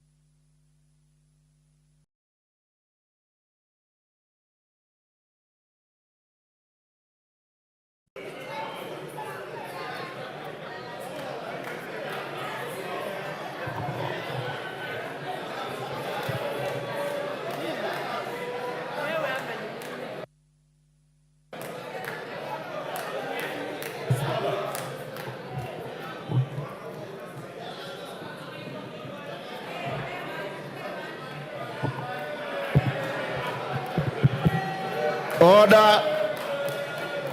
Honorable Katana. Honorable Katana.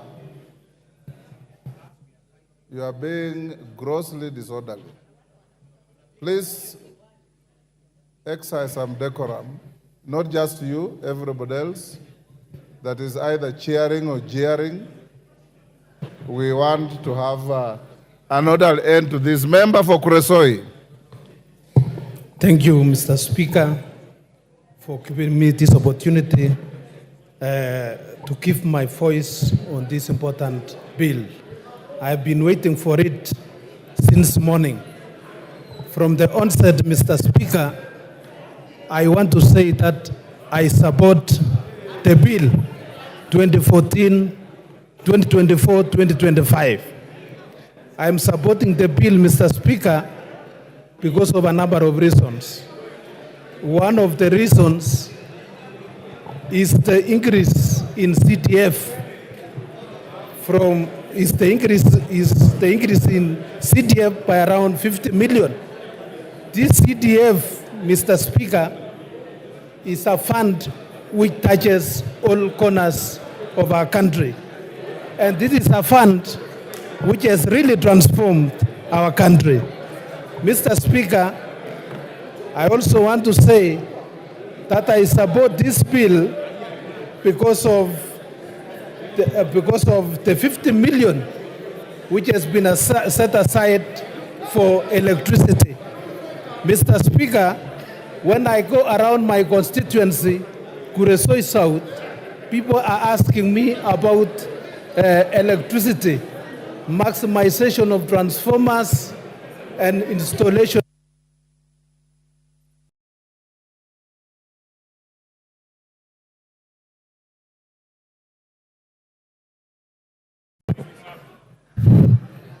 Ruth Odinga.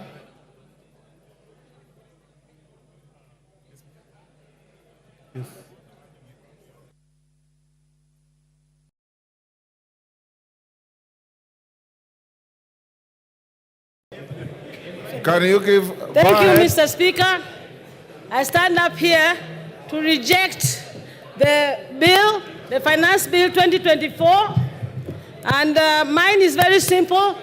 This finance bill is actually an IMF-driven finance bill. One of the tenets of the IMF is to see countries that they come into to stop subsidies, also to promote privatization, but the worst is for these countries to have oppression. That is the oppression of the people.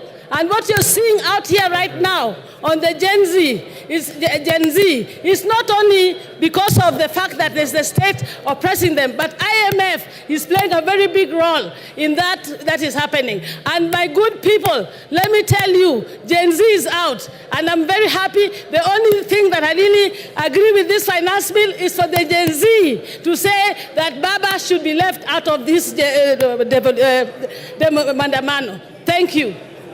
Roku. Thank you, Mr. Speaker. Thank you, Mr. Speaker. The people of Better North, Mr. Speaker, 684 villages, they don't have a power connection. 684 villages, if you multiply that by 100 households per village, you realize it's quite a number of thousands of households in my constituency which don't have power. This bill, this budget, Mr. Speaker, it promises the people of Better North that we will be connected with power. We have young people who have been employed as interns. This bill, this budget, it confirms the teachers, the young JSS teachers who have been employed as interns. And also, it promises further 20,000 young teachers also to be employed as interns, Mr. Speaker. Some of them will be coming from Better North, where the people who sent me here, Mr. Speaker. And it's for this reason, Mr. Speaker, that I support this finance bill, Mr. Speaker, among other many reasons, such as ensuring... Time up. Esther Pasaris.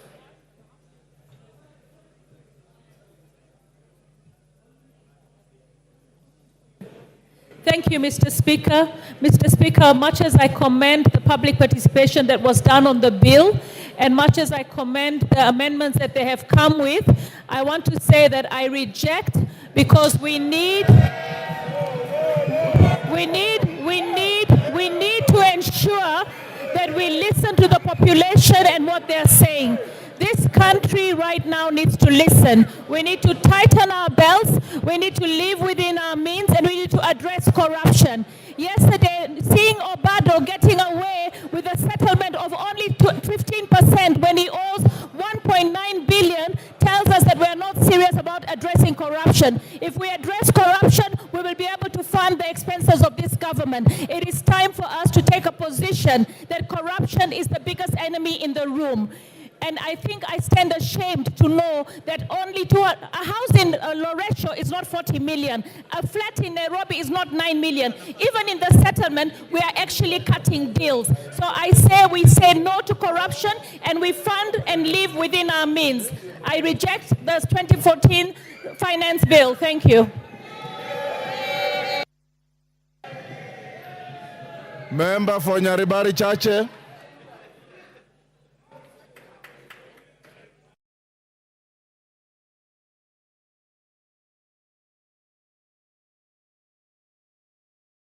Mike. Thank you, Honorable Speaker. Honorable Speaker, a time has come as a godly nation to make decisions that will impact positively on the lives of the 55 million plus Kenyans. Today, Honorable Speaker, I stand here to vote and support the Finance Bill 2024 so that the people of Nyaribari Chache and the people of Kenya can get infrastructural projects, electricity, water, and much more. Honorable Speaker, I want to urge the Generation Z to relax as Kenya Kwanza government means well and they will be the greatest beneficiaries of the proposed amendments. Honorable Speaker, the Generation Z are young Democrats trying to exercise their constitutional rights to picket and assemble. I am urging the Inspector General of Police, Honorable Speaker, to treat them humanly and provide them with maximum security. Honorable Speaker, the Finance Bill 2024 proposes an export and investment promotion levy with the goal of encouraging consumers to purchase locally produced alternatives, thereby supporting domestic manufacturers. Caleb Luyali.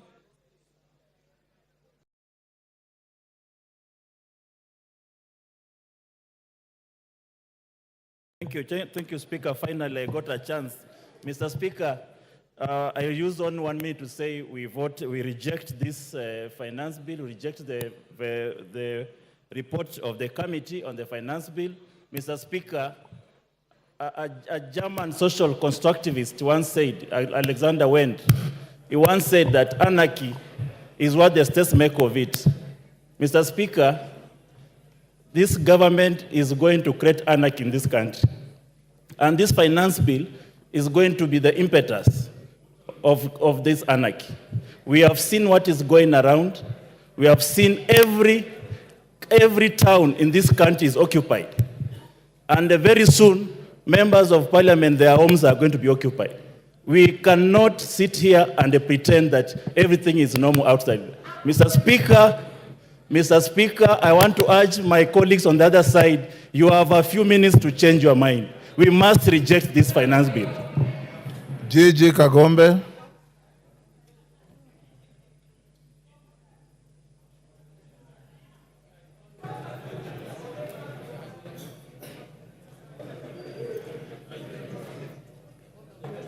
Give him the mic.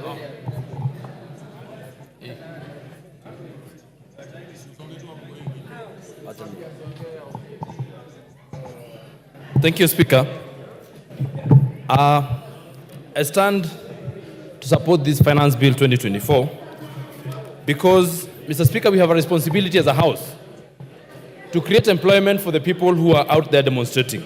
Mr. Speaker, we also have a responsibility to make sure that we give the right information to the young people of this nation. In as much as they elected us and we listen to them during public participations, we also have a responsibility to tell them the truth. Mr. Speaker, for the people who are lying in Gatondo Hospital and for the doctors who are going to treat them, I vote yes. Mr. Speaker, for the tea farmers who are in Gatondo now and other places, I vote yes. For the JSS teachers, I vote yes. For those people who are guarding us as the police officers, I vote yes. For the members of KDF who need to be paid salaries, I vote yes. For the people that we need to create employment and to create manufacturing in this nation, we are asking that we introduce excess duty on products that are gotten from other countries so that we support our economy. Those people who are out there need jobs. In fact, those people who are being mobilized are being mobilized because they do not have jobs. We have a responsibility to create jobs for them, Mr. Speaker, and we shall not create. Thank you. Member for Kajiado East. Yes. Mai. Give him the mic. Yes. Okay. Mai, use the next mic. Thank you, Mr. Speaker, for giving me the chance to contribute on behalf of the people of Kajiado East constituency.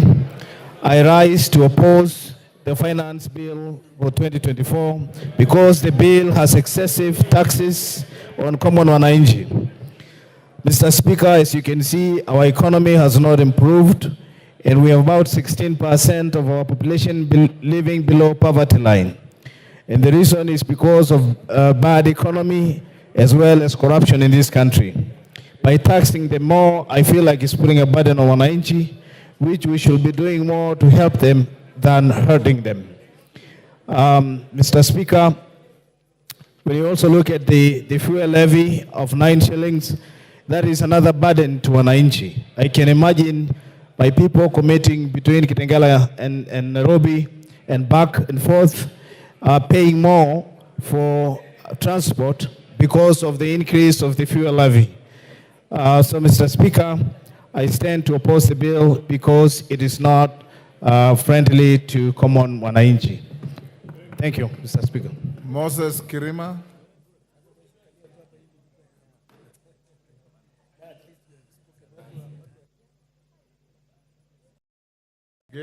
Thank you, Mr. Speaker, for giving me this opportunity to contribute to this bill. Mine is that by the time when this bill came originally, it was too bad and it was punitive to the people. And my people had instructed me that if it was to be as it was, I was meant to oppose it.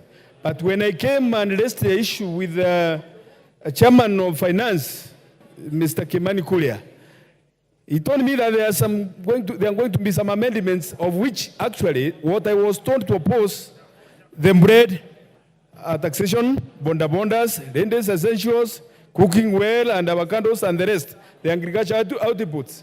After the amendments, I don't see any reason to oppose it. So I thereby support it with amendments. But if there are no amendments, no way. Thank you, Mr. Speaker, sir. Ken Chonga.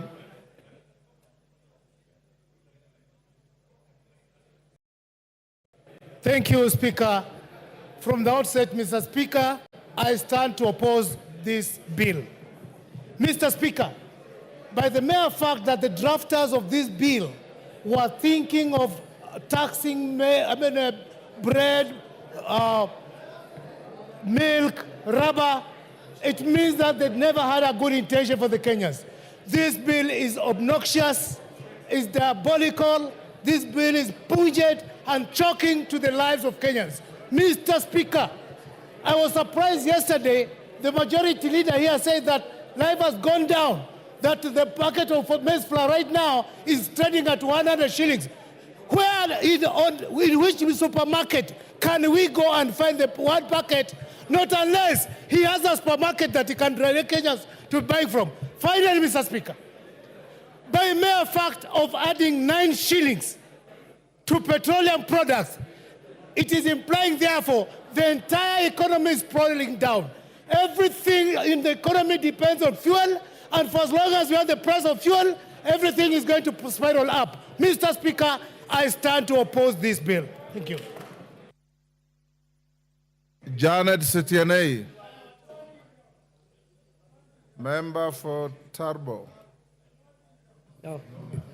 Thank you, Honorable Speaker, and I stand to support this financial bill 2024, Honorable Speaker, with amendments. Honorable Speaker, I support this proposed bill as one of the revenue-raising measure with proposed amendments because it's going to give Kenyans an opportunity to receive their due development. They are going to get electricity, the schools infrastructure, bursary.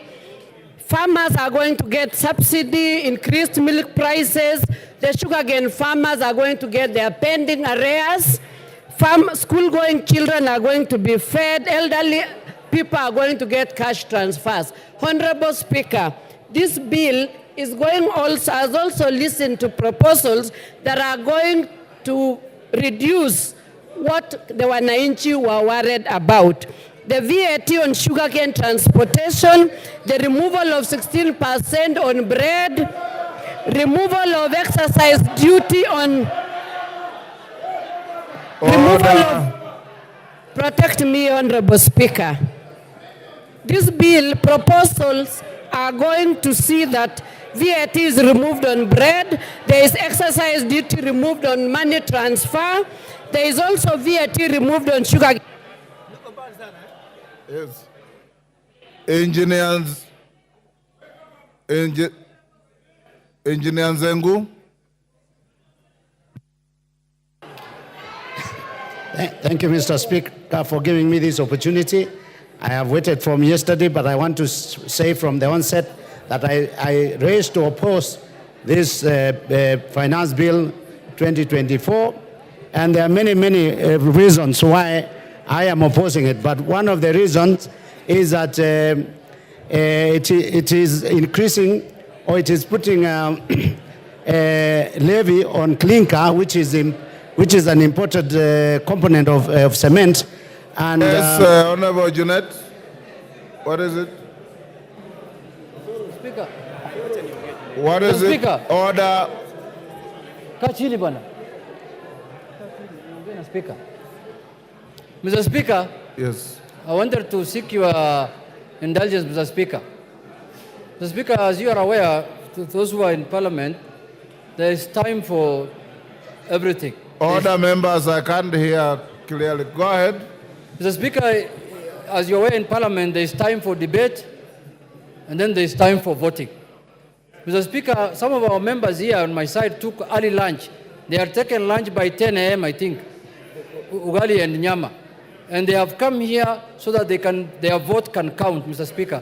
So, Mr. Speaker, having debated this bill now extensively, I think we should go now to do our constitutional duty of voting, Mr. Speaker, so that Kenyans can know which direction we are taking, Mr. Speaker. So, Mr. Speaker, I seek your indulgence to call the mover to reply, Mr. Speaker. Thank you, Honorable Jeanette. Let Nzengu finish. I had an intention of giving Rosi Museo. Then I will call the mover to reply. Thank you, Mr. Speaker. Mr. Speaker, from the Finance Bill 2023, it is reported that the road maintenance levy was not collected enough because of increment in the price of the petroleum product. This year, Honorable Speaker, the same mistake is being repeated. We know that from Finance Bill 2023, the price of cement went up, the price of steel went up because of the export promotion and investment levy, which is unnecessary because it is meant to promote monopoly in the industry.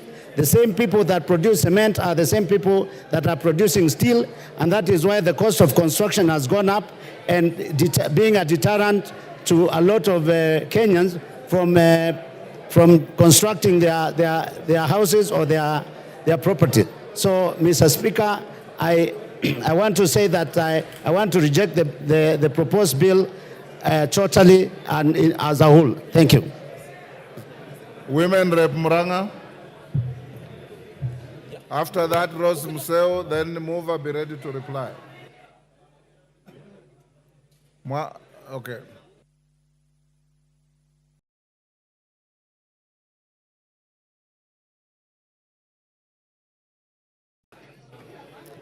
Thank you, Mr. Speaker, for giving me this opportunity.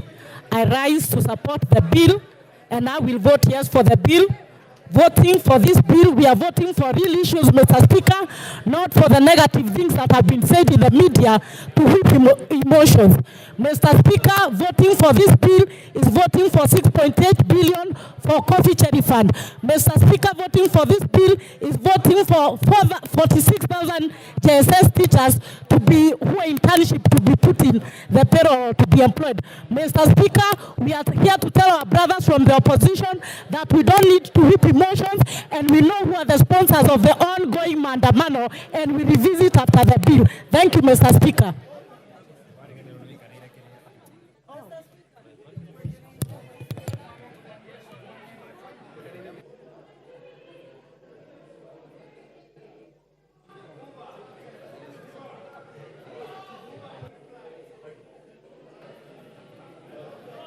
Thank you, Mr. Speaker, for giving me this opportunity to add my voice onto this. And I start by saying that I reject this finance bill 2023, 2024, 2025.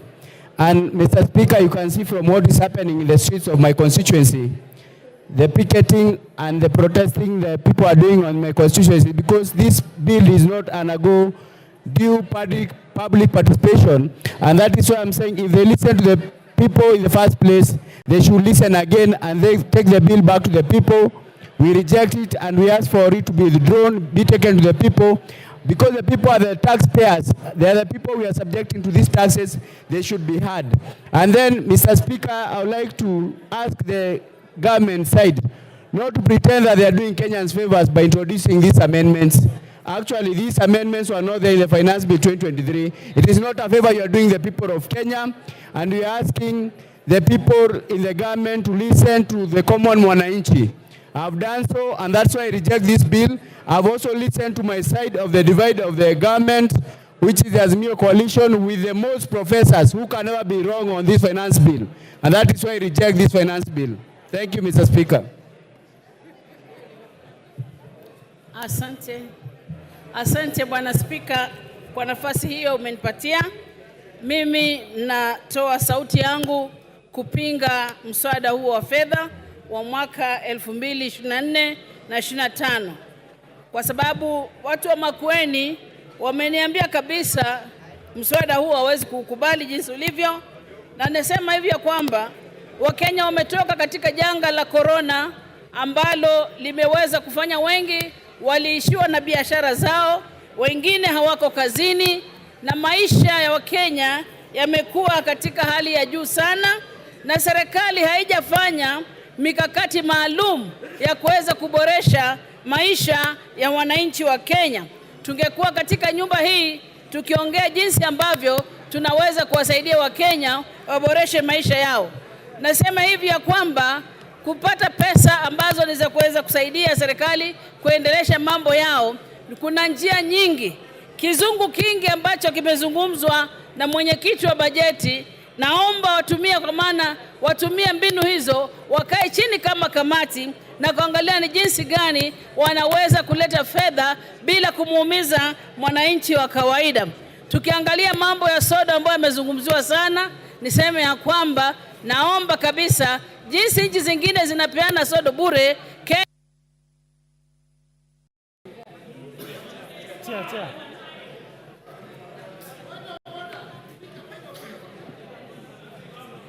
Yes, Honorable Kimilu. Honorable Kimilu. Speaker, is it in order for you to deny me a chance to reject this finance bill? Because I've been here since yesterday, and you not give me any chance, but I reject this bill, Mr. Speaker.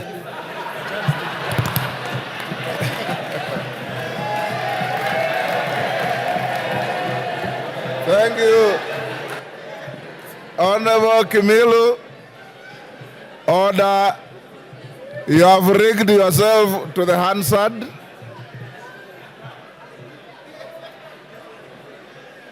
Korea Kimani.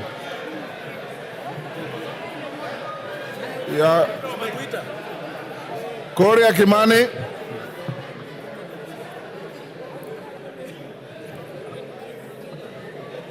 Thank you very much, Honorable Speaker.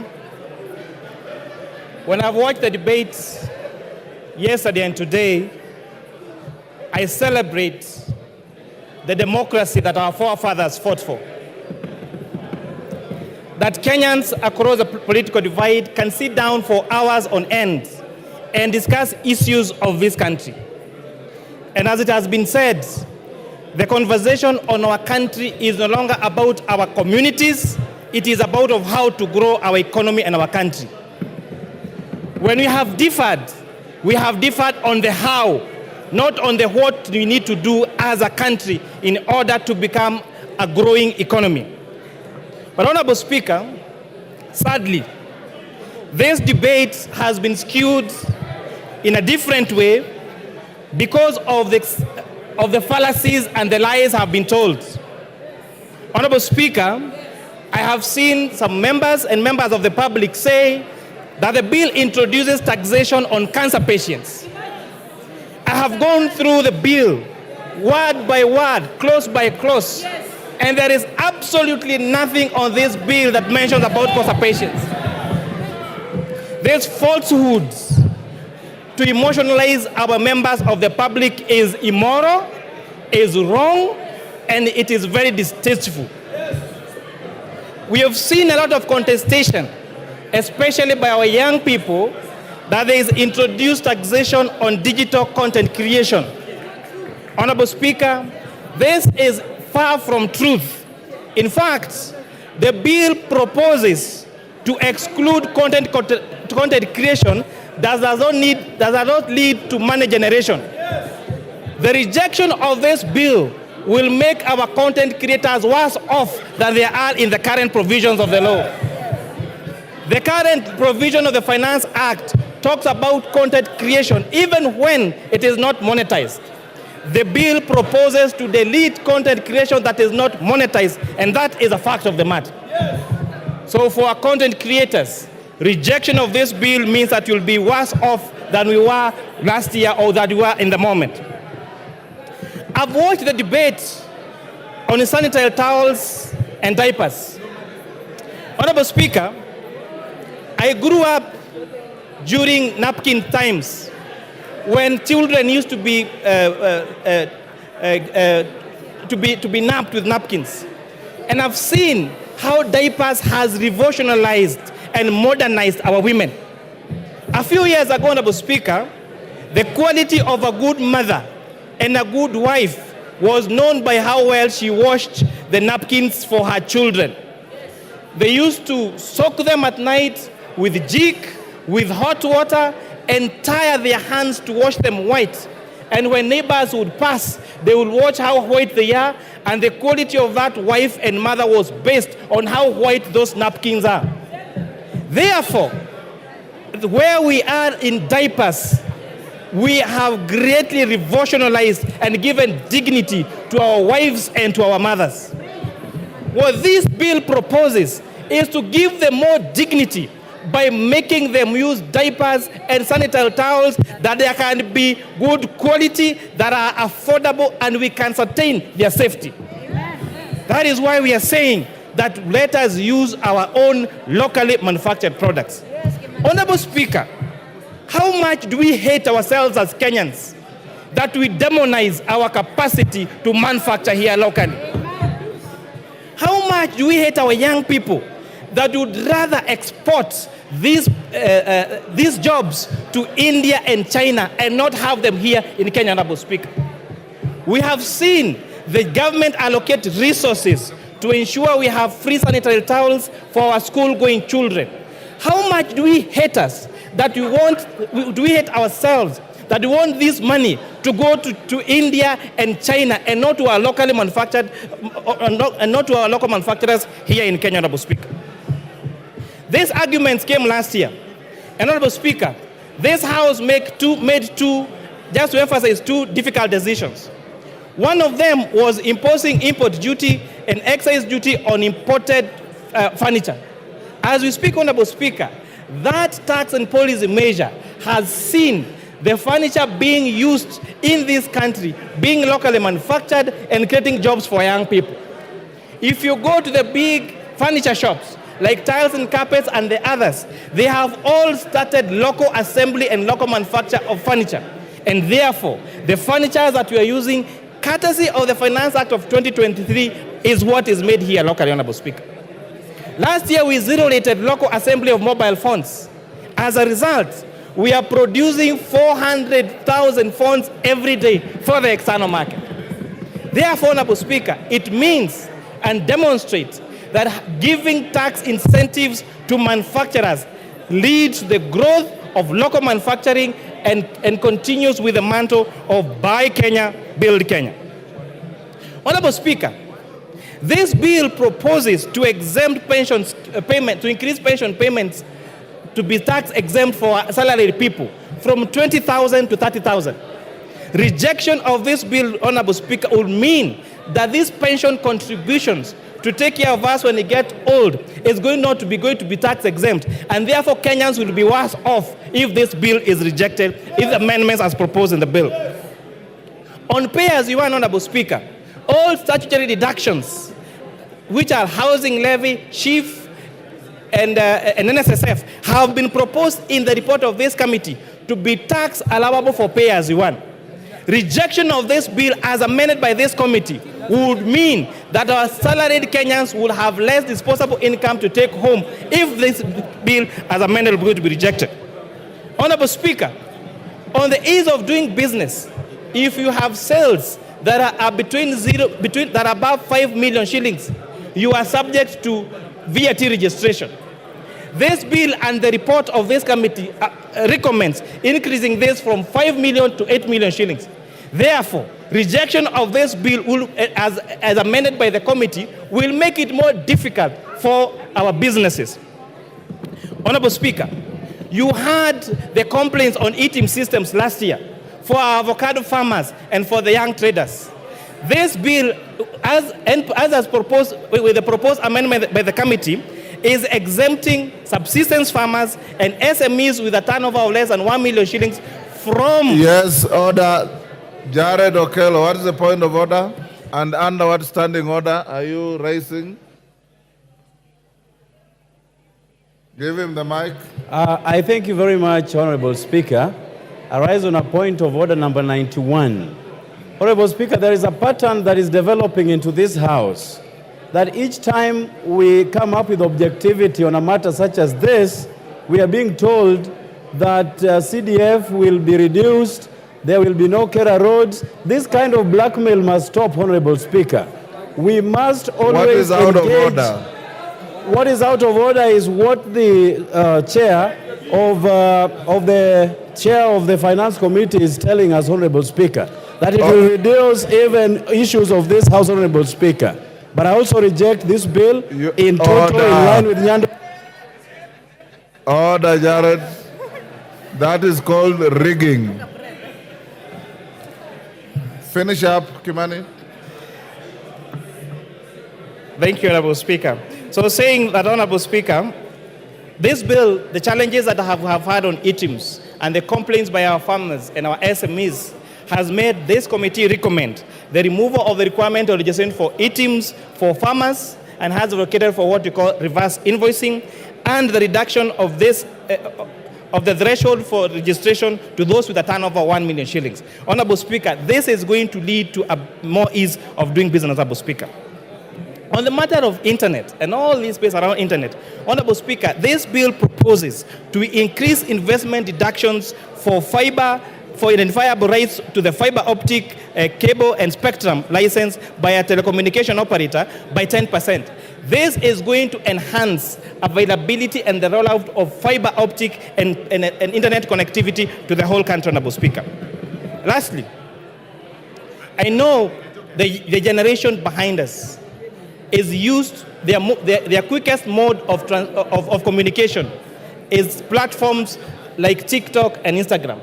Honorable Speaker, if you check that platform, the reels are very short, and therefore the way of communication is sensationalized. I'm really urging our young generation, the people that are calling me on my phone, I took my lunch break yesterday and my lunch break today to return all the calls I got to my phone. And I was asking them, you are telling me to reject. Tell me what you want to reject in this bill. Then they say, we have a katatu. I am asking them, what clause is adding additional taxes and difficulty of doing business? They say, we have a katatu, because they have not taken time to understand this. And with that, Honorable Speaker, I beg to reply. Order, honorable members. Members on their feet, take your seats. He has concluded, Babu Wino. Order. Order, members, take your seats. Member for Bumula, take your seat. Member, take your seats. Member for Kuresoi. Honorable members, Nyamita, take your seat.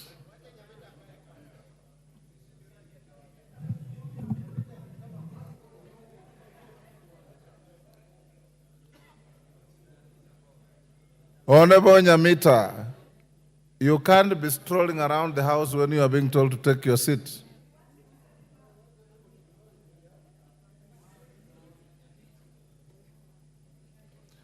Honorable members, we have come to the end of debate on this bill, the Finance Bill, National Assembly, Bill number 30 of 2024. Before I put the question, I want to direct the House as follows. My question will not attract a voice vote. We will go straight into division. I had directed the House yesterday, and I repeated this morning, that in the interest of proper time management, the voting will be electronic. Order. Order. Order. Order. Honorable Kajwang. Honorable Kajwang, you are my junior but a senior lawyer, and I expect a lot more from you. Honorable members, the Speaker can read the mood in the House. I don't want to give anybody an excuse to go and play to the gallery. Whether you vote electronically or you vote manually, the result is the same. Order. Order. Order. I have consulted with your leaders. Order. I've consulted with your leaders, and they do not have a hard feeling either way. Order. Order. Order. Order. Consequently, I'll put the question. I'll direct thereafter the division bell to be rung for 5 minutes. The whips, if your members are still loitering out there, you have 5 minutes to get them into the House. Within the 5 minutes, the whips on either side bring your two tellers, and we will then close the bar and go into manual voting.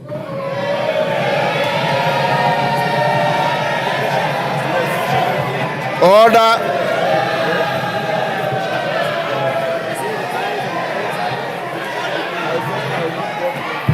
Order. Order, honorable members. Order. Order. I now put the question. I'll now put the question, which is that the Finance Bill, National Assembly Bill number 30 of 2024, be now read a second time. As many as of that opinion say aye. As many as of the contrary opinion say nay.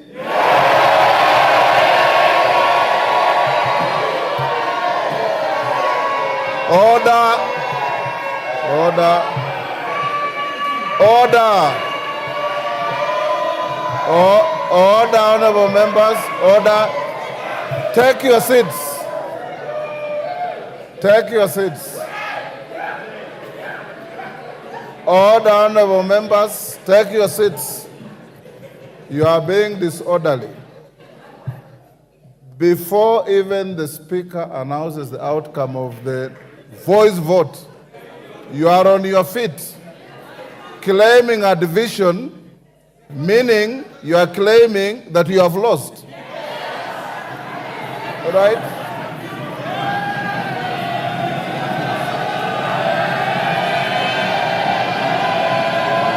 Order.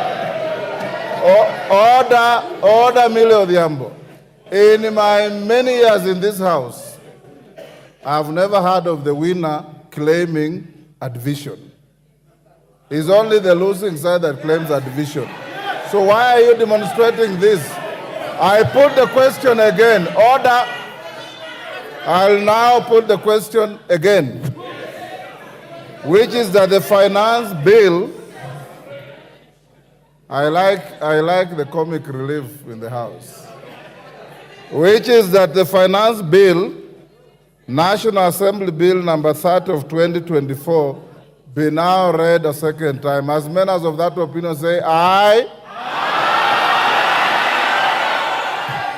Will those of the contrary opinion say nay?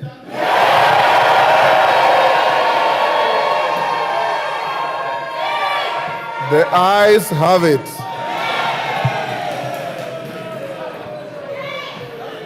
Order, take your seats. Take your seats. Take your seats. Order, honorable members. Order, take your seats. Order, take your seats. Order, Mwango, take your seat. Honorable Mwango. The claim for a division is overwhelming. We don't need to count. I now direct that the division bell be rung for 5 minutes. Junet and Osoro provide 2 tellers each. And after 5 minutes, we'll cross the bar and go to a roll call vote.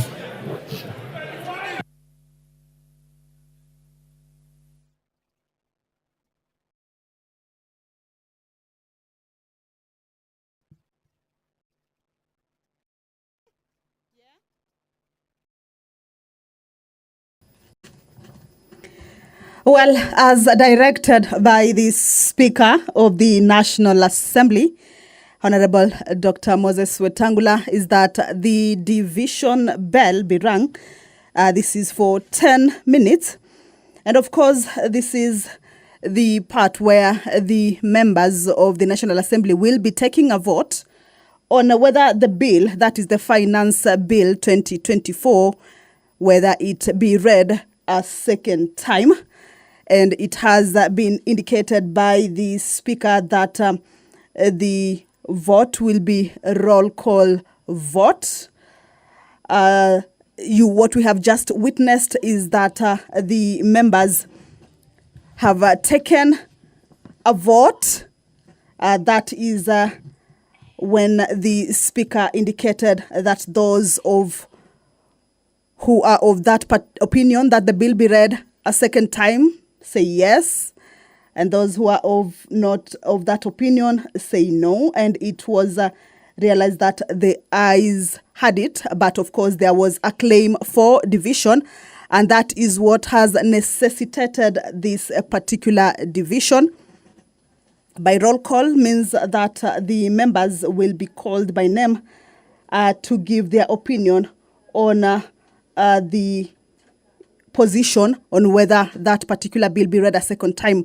Remember, this is the point that usually comes after the bill, after debate on that bill has taken place extensively and also exhaustively on the floor of the House. The finance bill debate has been on for close to 2 days, as it started on Wednesday, that is yesterday in the morning, throughout the day, and this morning, before that debate was concluded just a few minutes ago. And the next stage is for the bill to be read a second time for it to be able to proceed to the next stage. That is for consideration of the amendments at the Committee of the Whole House stage. Once that 5-minute division bell is over, as directed by the Speaker, the whips of the House, this means the whip from the majority side as well as the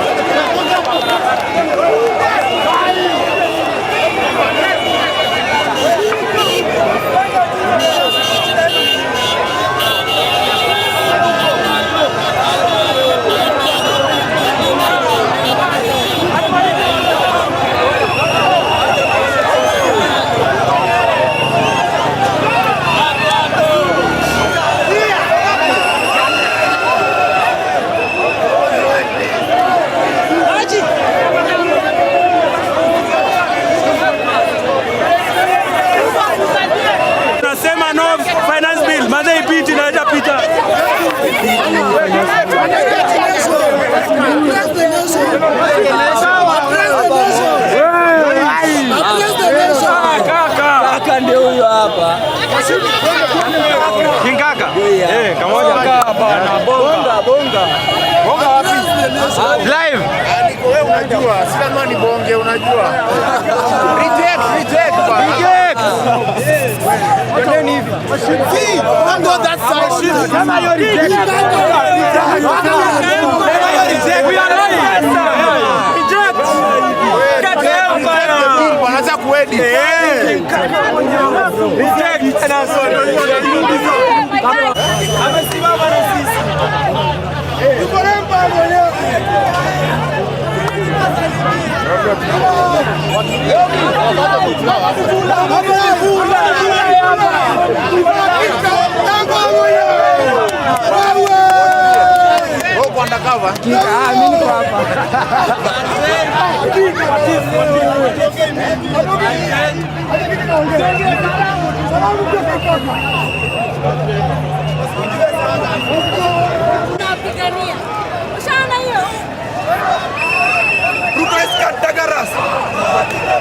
We are opposing the president.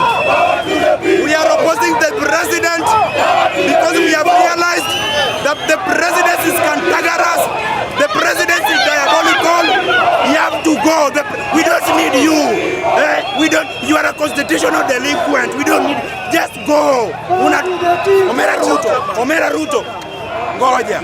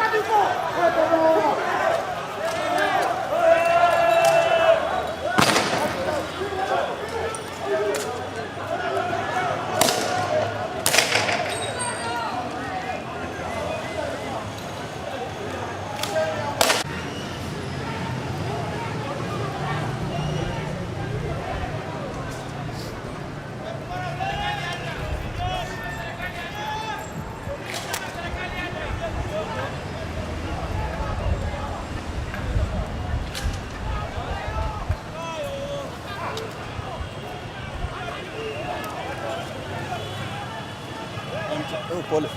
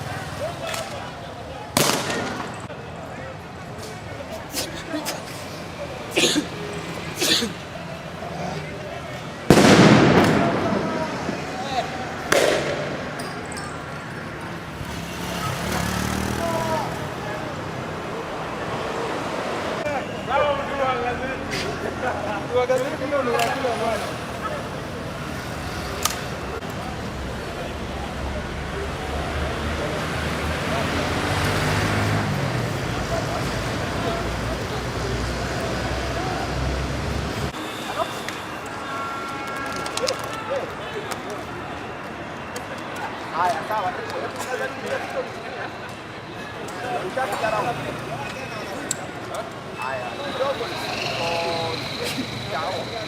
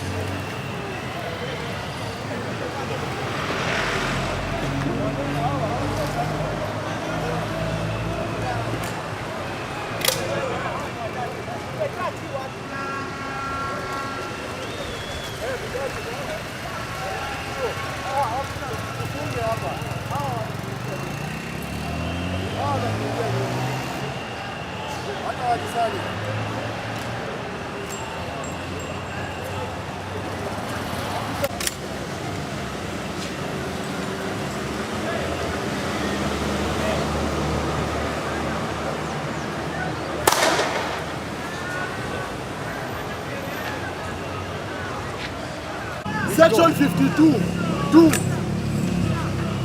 of the National Police Act says that you should not obey unlawful orders. The unlawful orders that you are being issued should not be obeyed. You don't need to tear gas us.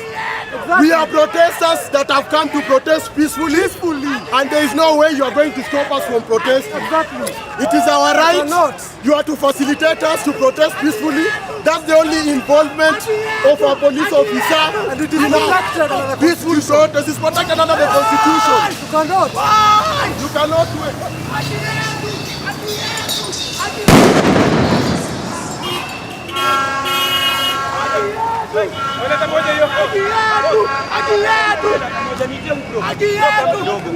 Wewe unatupiga tear gas, tumekukosea nini bro?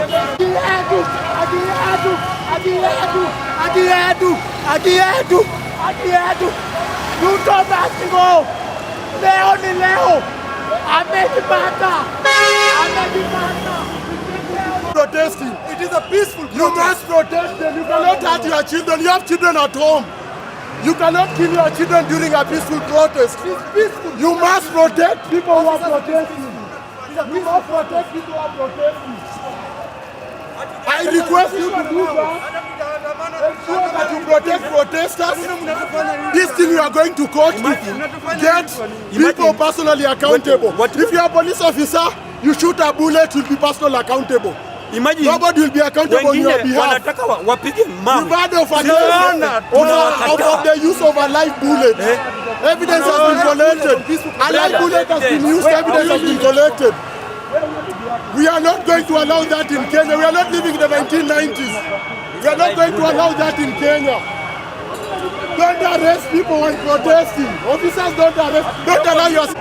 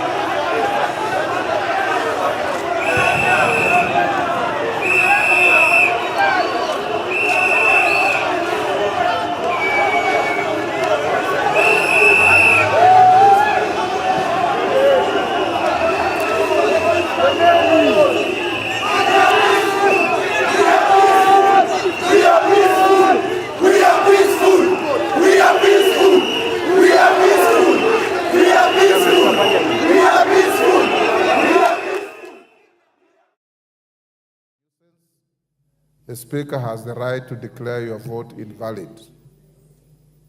Don't go that route. I now put the question once again, as is required by the standing orders, which is that the Finance Bill, National Assembly Bill number 30 of 2024, be now read a second time. Clerk, you can start with the roll call. And members, when you are called, if you maintain silence, you have your microphones, and some of you have got very loud voices because your vote is not necessarily going to the answer.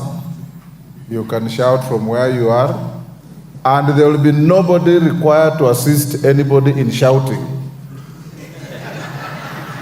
Every individual is voting on their own. And I repeat, if you engage in the kind of conduct my brother from Budalangi normally does, your vote will be declared invalid. Order. Clerk, can we proceed? They tell us, order, Honorable Angela, take your seat, my brother. Ainab Koi, Chepkonga Kiprono Samuel.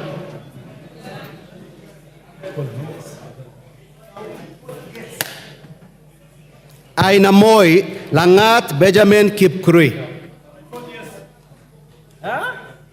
Aldai Kitani Marian Jebet. Alego Usonga Atandi Samuel Onunga. Awendo Owino John Walter. Bahati Mrembo Irene Njoki. Bahati Mrembo Irene Njoki. Balambala Shurie Abdi Omar. Balambala Shurie Abdi Omar.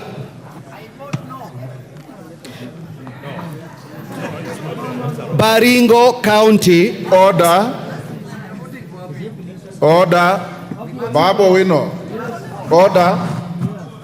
Honorable Babu Wino, you are grossly disorderly. You are not Shurie of Mbalambala. And you cannot do what you are doing. You are a decent young man. I don't know why you keep doing these things. Order. Honorable, tell us, and the clerk, be on the lookout. A member who is called is the only one entitled to vote. And I want to encourage you, Opio and I, to counsel your members. Ichungwa, counsel your members. Let's not engage in disgraceful behavior.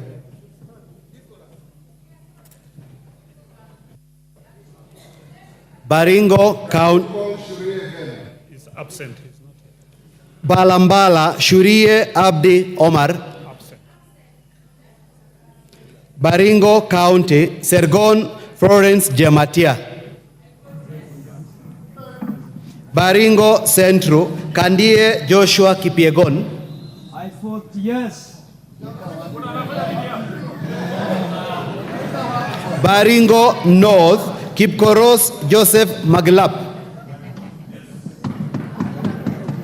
Baringo South, Kamuren Charles. Belgut, Koech Nelson.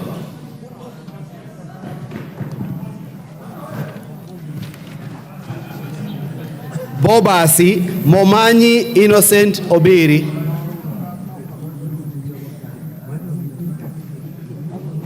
Bamachoge Borabu, Barongo Nolfason Obadia.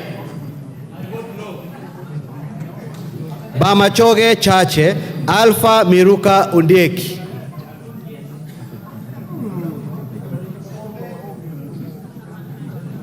Bomet County, Bomet County, Lynette Chepkoril.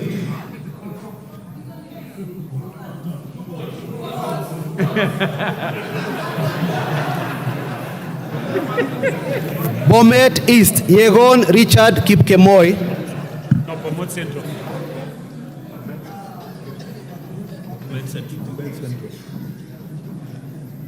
Bomet Central, Kilel Richard Cheruyot.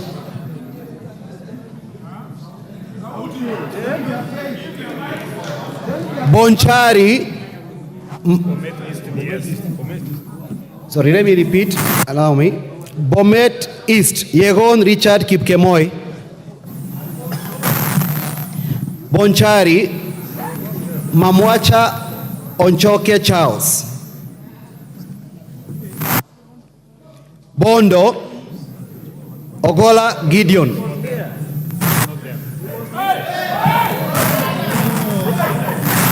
Bondo, Ogola Gideon Ochanda.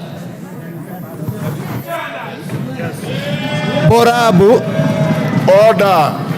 Order members. No cheering. There's no vote that attracts any cheering. Remain silent.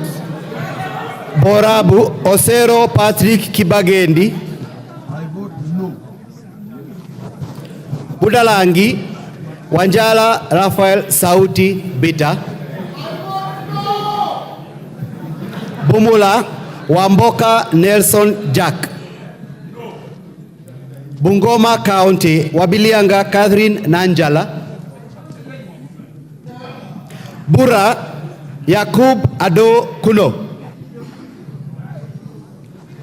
Bura Yakub Ado Kuno. Bureti Komingoi Kibet Kirui.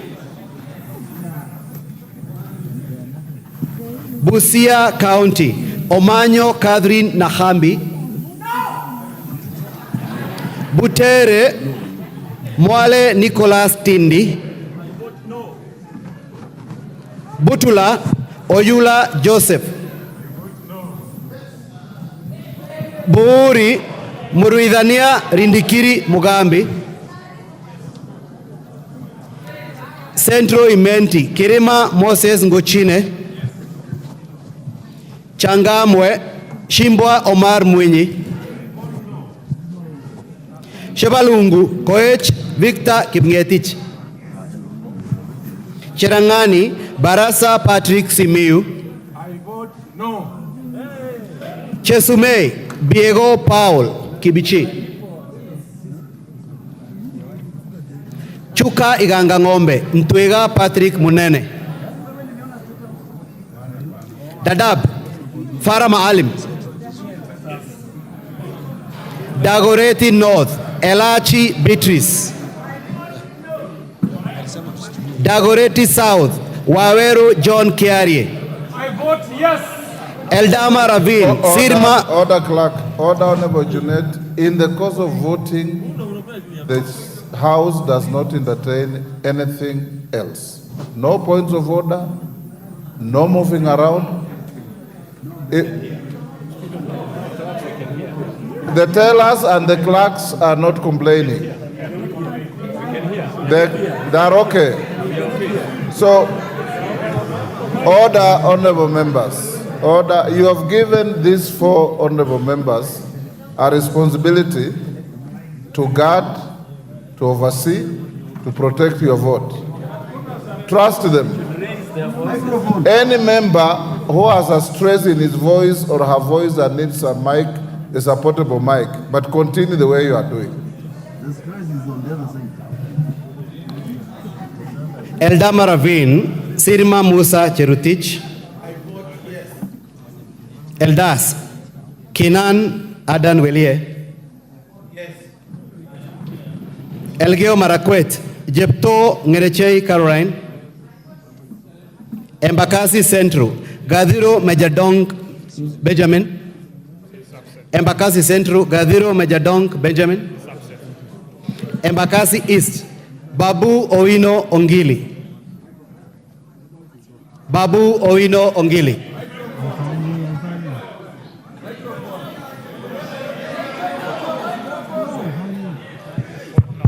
Embakasi North Gakuya James Mwangi. Embakasi North Gakuya James Mwangi.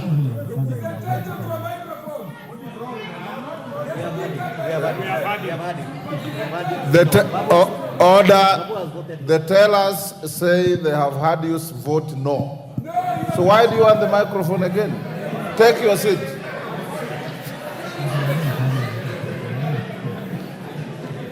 Embakasi North, Gakuya James Mwangi. Embakasi South, Mawathe Julius Musili. On behalf of Embakasi South people, I vote no. Embakasi West, Mwenje Mark Samuel Mureithi. Embu County, Double N Pamela Njoki. Mgwen, Lelmegit Joses Kipto. Emuhaya, Omboko Milemba. Emurwa Dikir, Johanna Ngeno. Endebes, Pukose Robert. Yes. Fafi Yakub Farah Sala. Fafi Yakub Sara. Yes, voted yes. Funyula Oundo Wilberforce Ojambo. Galole Hiribaye Said Buya.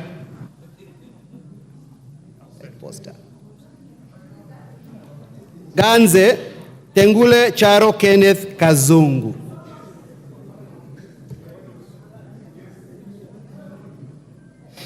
Garissa County, Siad Udgon Amina.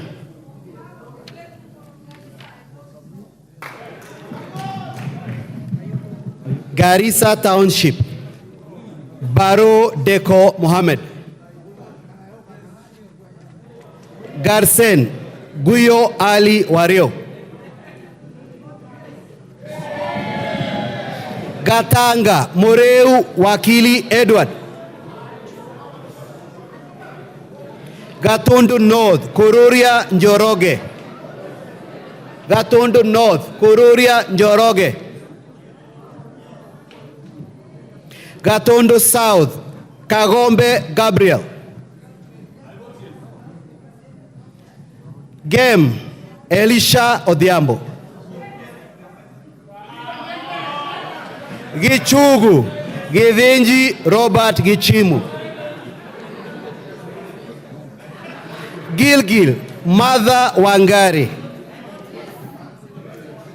Githunguri, Wamuchomba Gadhoni. Hamisi, Gimose Charles Gumini. Yes. Where is he? Where is he? Hamisi, Gimose Charles Gumini. He's there. Yes. Homa Bay County, Bensuda Osogo Atieno.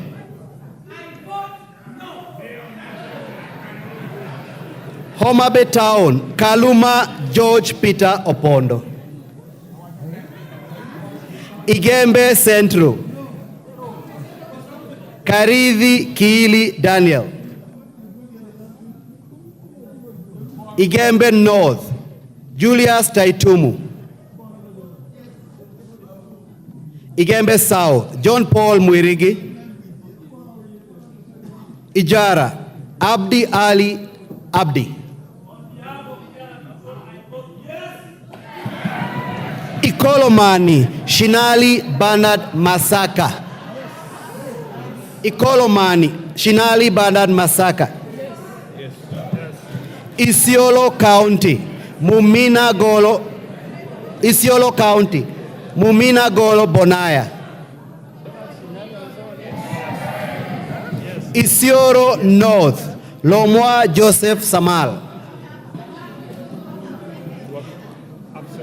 Isiolo South, Tubi Bidu Mohammed.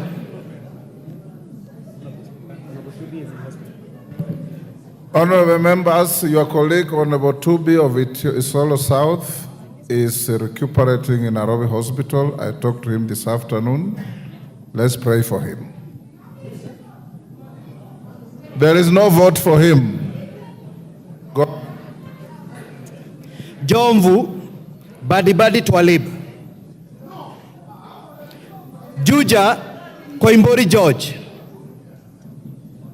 Juja Koimburi George.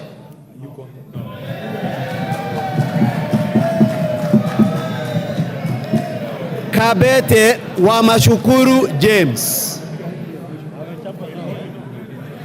Kabete Wamashukuru James.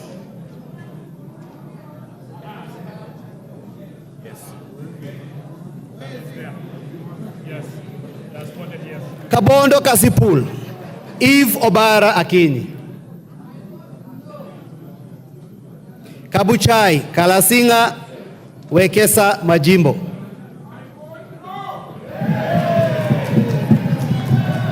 Kacheliba Titus Lote.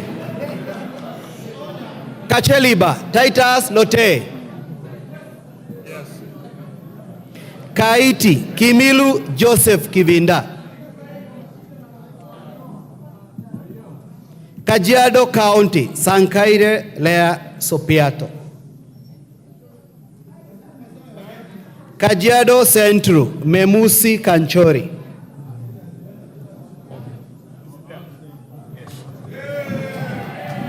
Kajiado East Kakuta Maimai. Kajiado North Onesmus Ngogoyo. Kajiado South Sakimba Parashina Samuel. Kajiado West Sunkuya George.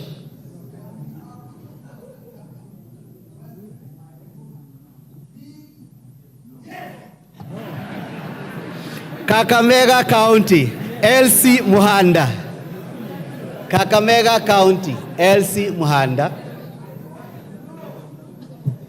Kaloleni Katana Paul Kahindi. Kamukonji Hassan Abdi Yusuf. Kandara Chege Njuguna. Kandui Makali John. Kangema Peter Irungu Kihongi. Kangundo Fabian Chule Muli. Kapenguria Moroto Samuel Chumel. Yes. Kapsaret Oscar Sudi.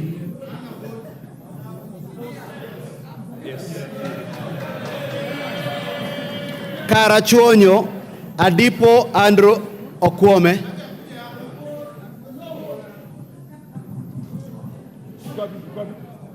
Kasarani Karauri Ronald Kamuiko.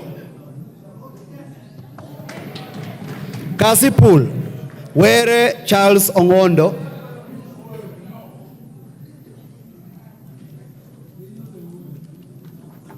Kadiani Robert Mbui. Keio North Adams Kipsanai.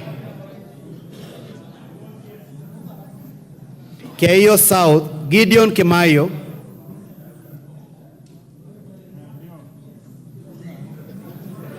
Kericho County Beatrice Kemei. Keses Julius Ruto. Huisero Aseka Christopher. Kiamba Kawanjiko John. Kiambu Waidhaka John.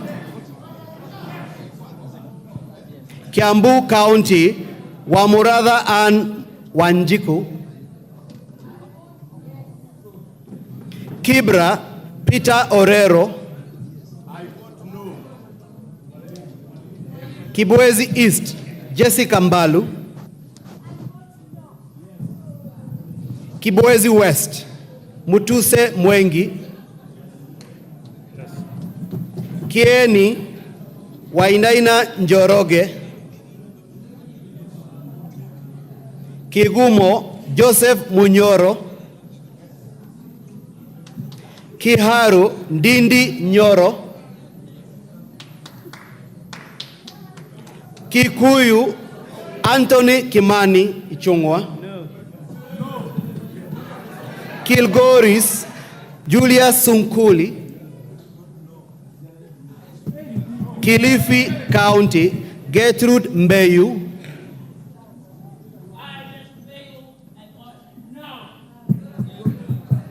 Kilifi North, Owen Bayer. Kilifi South, Richard Ken Chonga. Kilome, Nzambia Kidwa. Kimilili, Didmas Barasa Wekesa. Kiminini, Kakai Bisau. Kinango, Gonzi Rai. Kinangop, Kwenya Dhuku. Kinangop, Kwenya Dhuku. Kipipiri, Wanjiku Muhea.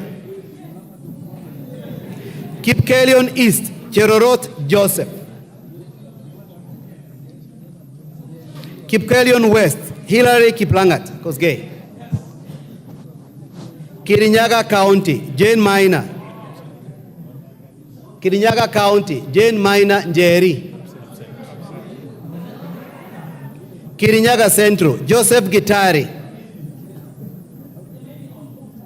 Kisauni, Benzimba Rashid Juma. Kisii County, Donya Doris Aburi. Kisii County, Donya Doris Aburi. Absent. Kisumu County, Ruth Othiambo Busia Odinga.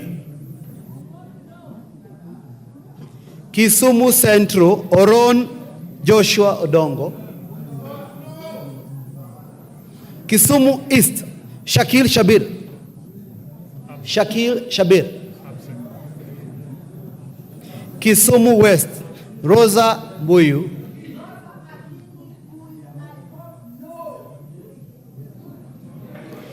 Kitui County, Kasalu Irene Mudhoni.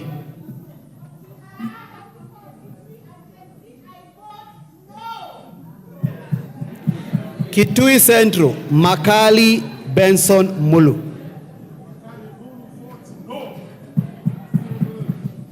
Kitui East, Nimrod Mbai. Kitui Rural, Mboni Mwalika. Kitui South, Recho Nyamae Kaki. Yes.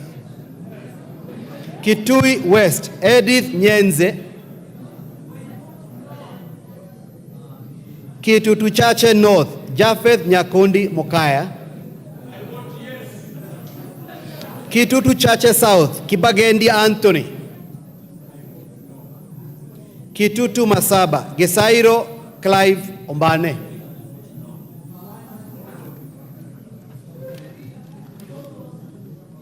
Konoin, Yegon Richard.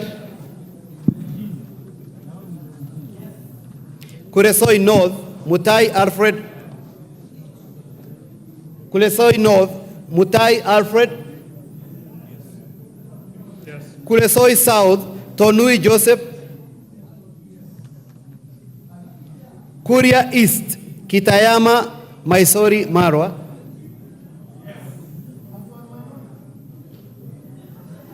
Kuria West, Mathias Robi. Kwale County, Fatuma Masito Hamisi. Kwanza, Fanidad Wanyonyi. Lafe, Abdurrahman Mohamed Abdi. Lafe, Abdurrahman Mohamed Abdi. Lagdera, Mohamed Hussein Abdikadir. Yes. Laikipia County, Jane Kagiri. Laikipia East, Kionjuri Festus. Laikipia North, Sara Korere.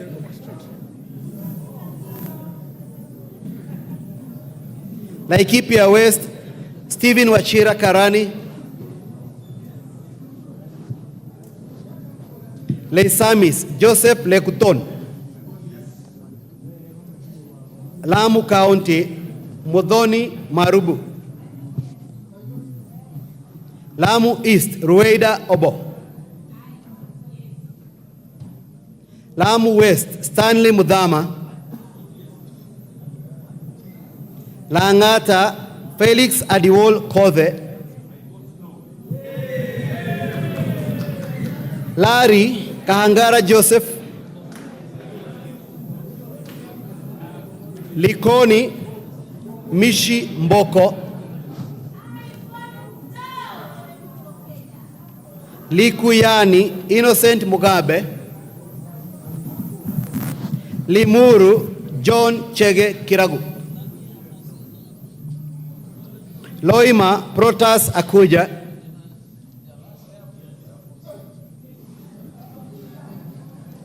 Luanda, Dick Maungu. Lugari, Nabii Naboera Daraja. Lunga Lunga, Chiforomondo, Mangale Munga. Lurambi, Titus Hamala Mkhwana. Mara, Kareke Mbiuki. Machakos County, Joyce Kamene.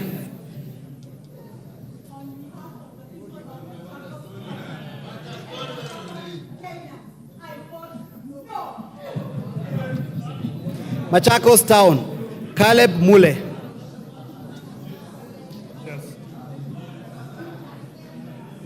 Yes. Makandara, George Aladwa. Makueni, Suzanne Dunge Kiamba. Makueni County, Rose Mumo Museo. Malava, Malulu Ichendi.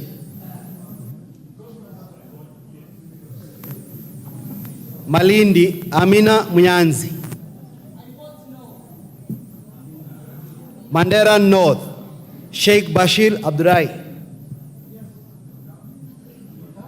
Mandera County, Umuhel Kasim. Mandera East, Abdurrahman Hussein Waitan Mohammed. Mandera South, Abdul Ibrahim Haro. Mandera West, Yusuf Adan Haji. Mandera West, Yusuf Adan Haji. Manyata, Mukunji John. Manyata, Mukunji John. Let him take again. No, let him take again. Yes. Not even again. Listen, repeat. No. Maragua.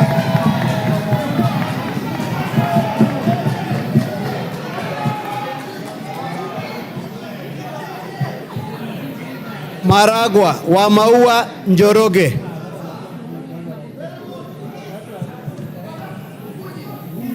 Marakwet East, David Bowen.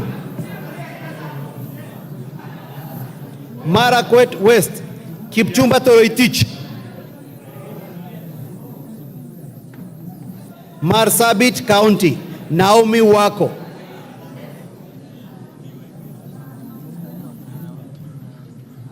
Masinga, Joshua Mwalio.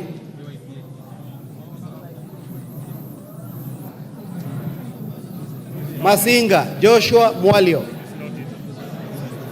Matayos, Joyfrey Odanga. Madare, Antonio Roach.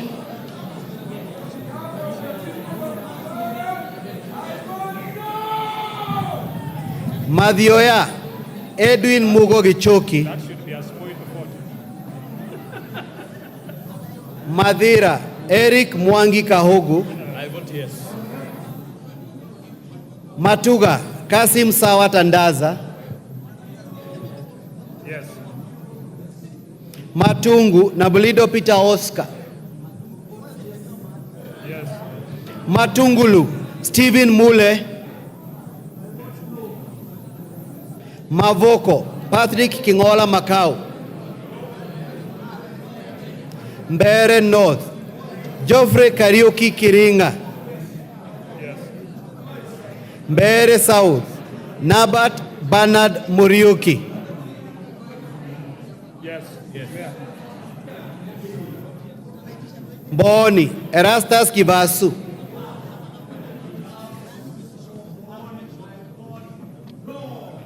Meru County Elizabeth Kailemia Karambu. Migori County Fatuma Mohammed Zainab. Order. Order, members. Baba, we not go back to your seat. Go back to your seat. Honorable members, exercise some decorum. Junaid Mohammed, who is the chief whip of the minority, has not notified the Speaker of the change of any teller. Teller. And you also go through elections. Once you appoint accounting agent, he remains accounting agent to the end. Isn't that so?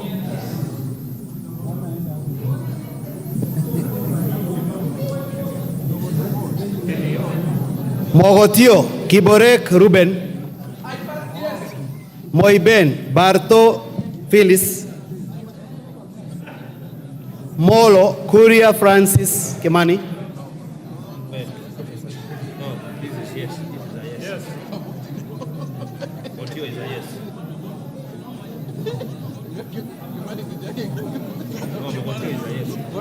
Mogotio Kiborek Ruben. It was yes. No. Yes. Kiborek. Yes, it's a yes. Mombasa County Zamzam Mohammed.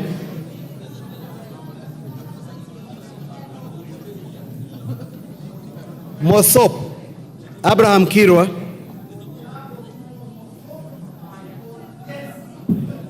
Moyale Jaldesa Guyo.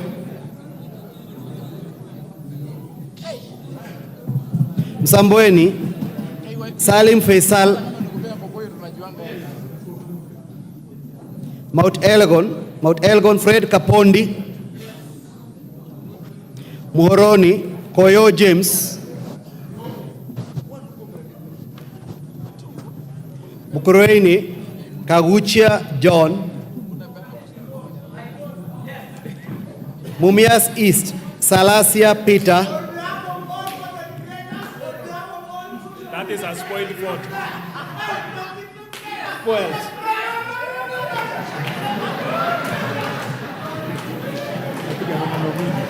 Mr. Speaker, that is a spoiled vote.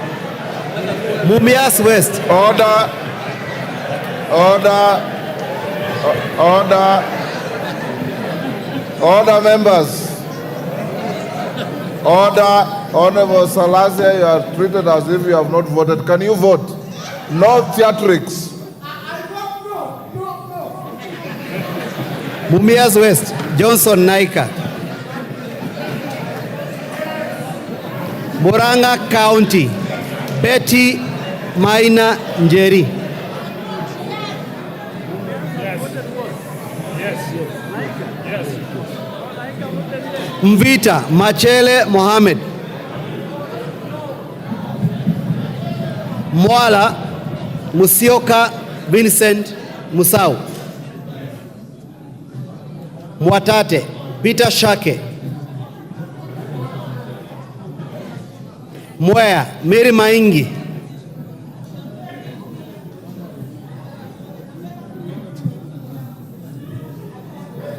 That's a spoiled vote. Yes. Mr. Speaker, that's a spoiled vote. Mwingi Central. Members, avoid making speeches when you vote.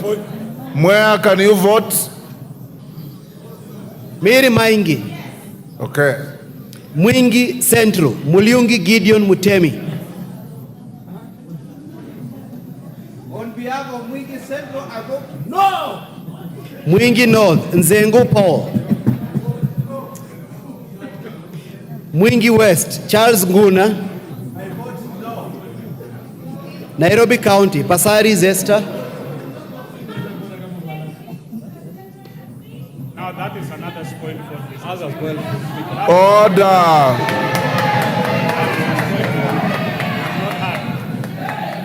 Naivasha, Jane Kihara.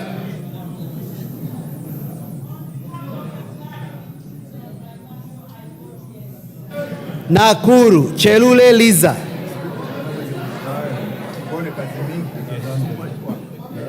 Nakuru Town East, David Gikaria.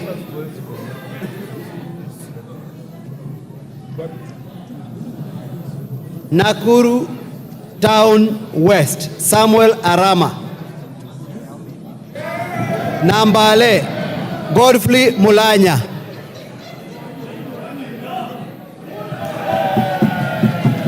Nandi County, Cynthia Muge. Nandi Hills, Bernard Kitur.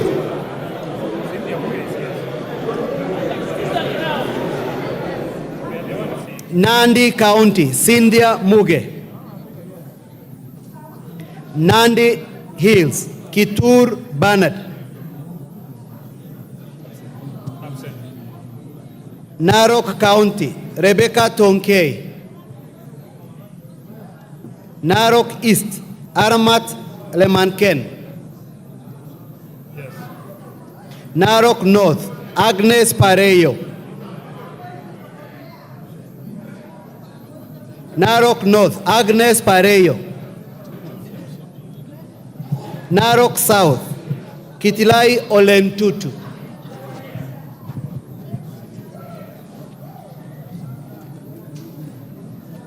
Narok West, Gabriel Tongoyo. Navajolo, Emmanuel Wangwe. Daragwa, George Gachagua. Ndiwa, Martin Peters Owino. Ndia, GK Kariuki Macharia. Njoro, Charity Kadhambi Chepkoni. Charity Kadhambi. Yes.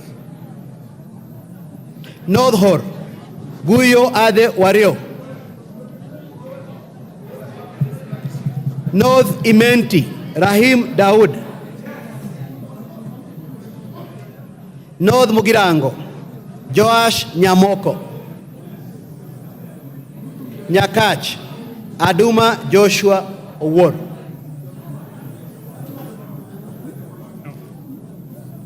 Nyali, Muhammad Ali. Nyali, Muhammad Ali. Nyamira, Jerusha Momanyi. Yes. Nyandarua County, Faith Gitau. Nyando, Jared Okelo. Nyando vote no. Nyaribari Chache, Zahil Janda. Nyaribari Masaba, Daniel Manduku. Nyatike, Tom Boya Ondege. Nyeri County, Rahab Mukami.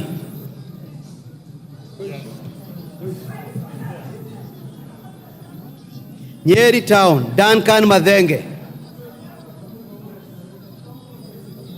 Oljororok, Michael Muchira.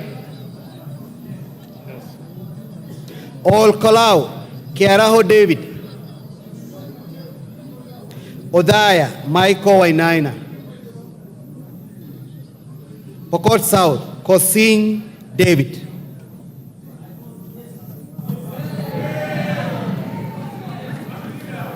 Rabbi Anthony Kenga Mupe.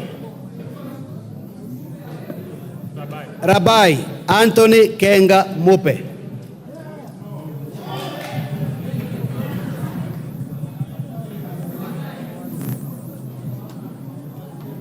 Rangwe, Gogo Lilian,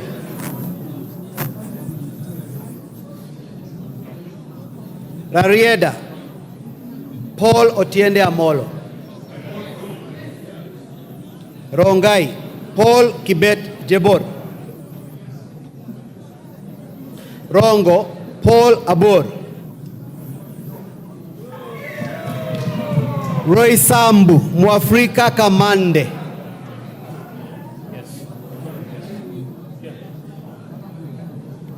Ruaraka, Tom Joseph Kajwang, Ruiru, Simon Kingara, Runyenjes, Karemba Eric Muchangi, Sabatia, Sloya Clement Logova, Sabatia, Sloya Clement Logova, Saboti, Caleb Amisi, Saku, Dido Raso, Samburu County, Pauline Lengurus, Yes. Samburu East, Lekumontare Jackson Letoijoni, Yes. Samburu North, Letepila Dominic, Yes. Samburu West, Josephine Lesuda Naisula, Microphone. Josephine Naisula Lesuda, Mike. Give her the mic. Yes. I vote no. Seme James Nyikal, Seme James Nyikal, Chinyalu Frederick,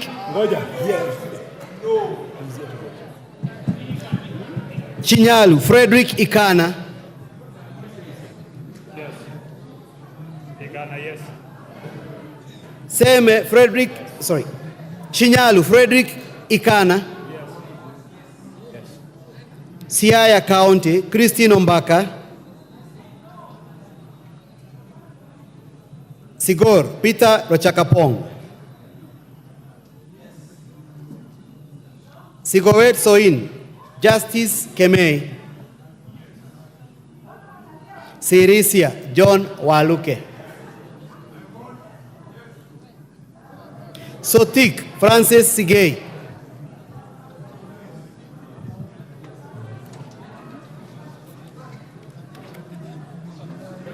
Saudi Menti, Shadrach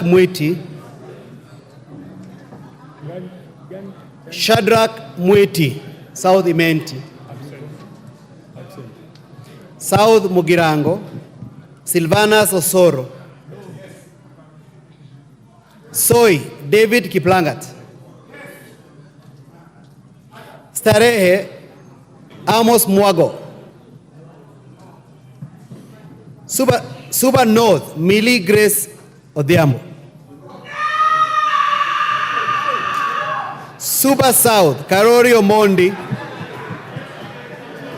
Yes. Subukia Samuel Gachobe, Yes. Okay, yes. Omondi has voted. He's there, he's voted. He's there. Suna East Junet Mohammed, Suna West Francis Masara,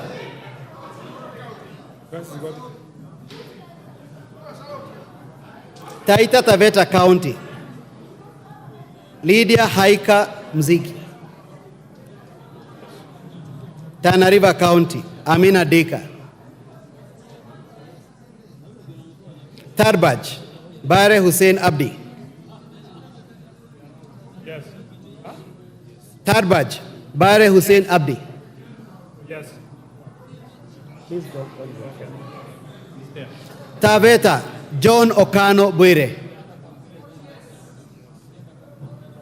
Teso North, Oku Kaunya.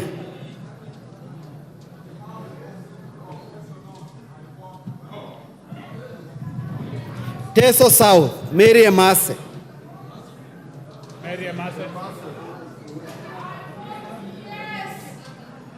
Teso South, sorry, Tetu, Joyfree Wandeto. Joyfree Wandeto. Tharaka, George Murugara. Tharaka Nithi County, Susan Ngugi. Tharaka Nithi County, Susan Ngugi. Thika Town, Alice Nganga. Tiati, William Kamket. Tiati, William Kamket. Tigania East, Mpuru Aburi. Tigania West, John Mutunga. Tinderet, Julius Meli. Tongaren, John Chikati. Trans Nzoia County, Lillian Sioe. Order. The Chief Whip on the minority side informs me that he is appointed member for Pumula to relieve Honorable Mawathe as a teller.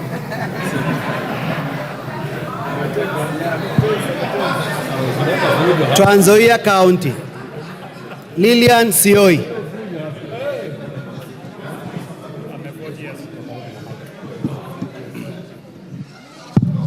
Tarbo, Janet Citiene.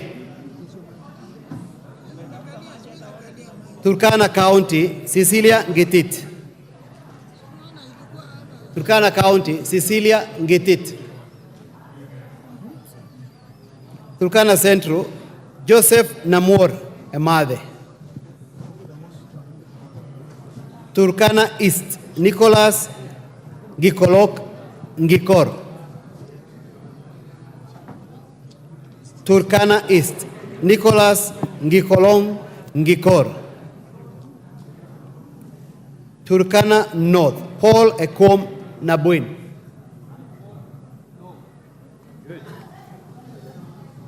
Turkana South, John Ariko.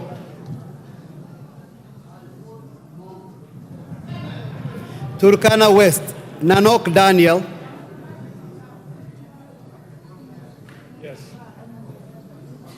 Uasin County, Gladys Boss.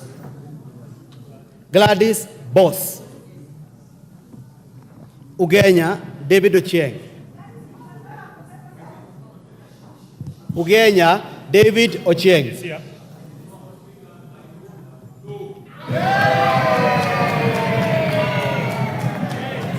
Ugunja, James Wandai.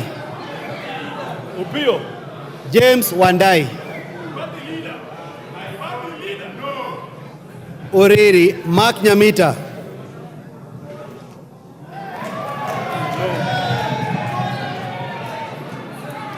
Vihiga, Ernest Kivai Kagesi.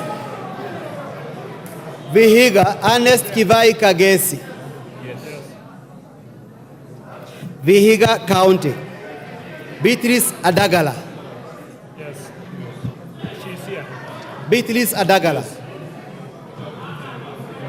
Voi, Abdi Chome. Wajir County, Fatuma Jeho.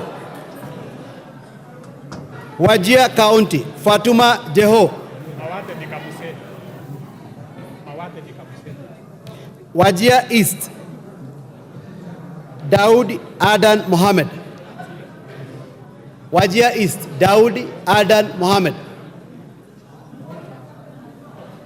Wajir North, Abdi Sane.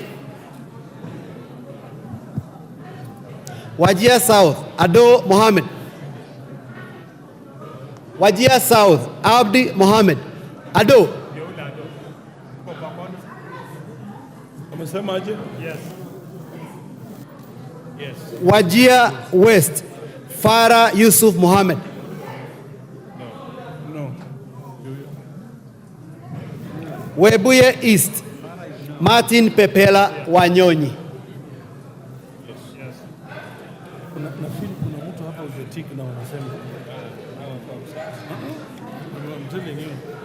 Abdi Daud Mohammed is out of the country.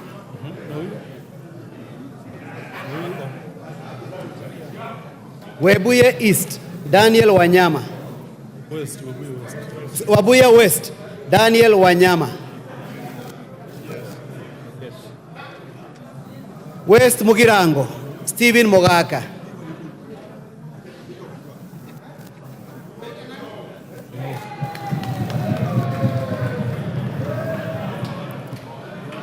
West Pokot County, Rael Kasiwai Chepkemoi.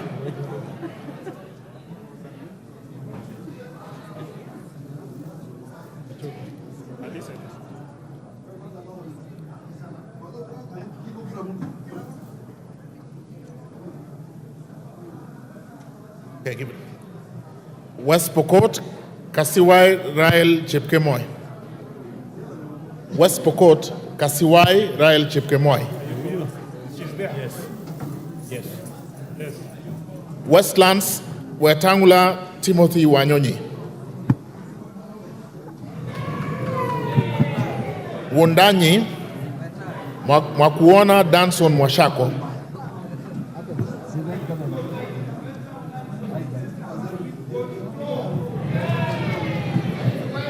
Yata, Basil Robert Ngui.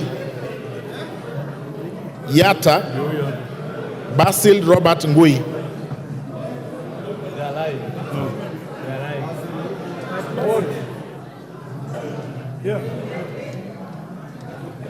Ali Abdisirat Khalif.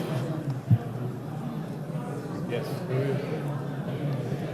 Chege Sabina Wanjiru.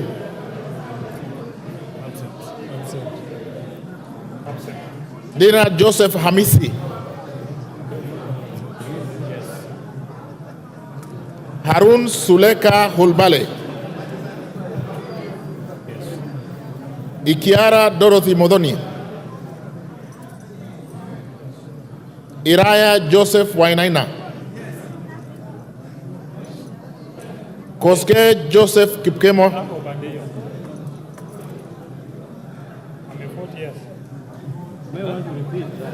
He's at the corner there. At the corner there. Okay. No, Koske. Okay. I will repeat. Koske Jackson Kipkemoy. He's there. Yeah. Mayaka Irene Nyakerario.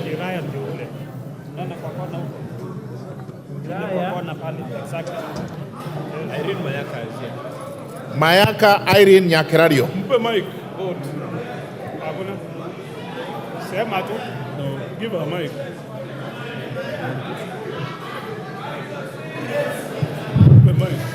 On behalf of Gen Z and the people of Nyamira, I vote no. Mohammed Khair Harun. She's not nominated in Nyamira. That is a spoil for her. She's here. Mike, As the Gen Z of the House, born in the year 1996, I say no. Teresia Wanjiru Mwangi. Teresia Wanjiru Mwangi. Okay. John Mbadi Ngongo.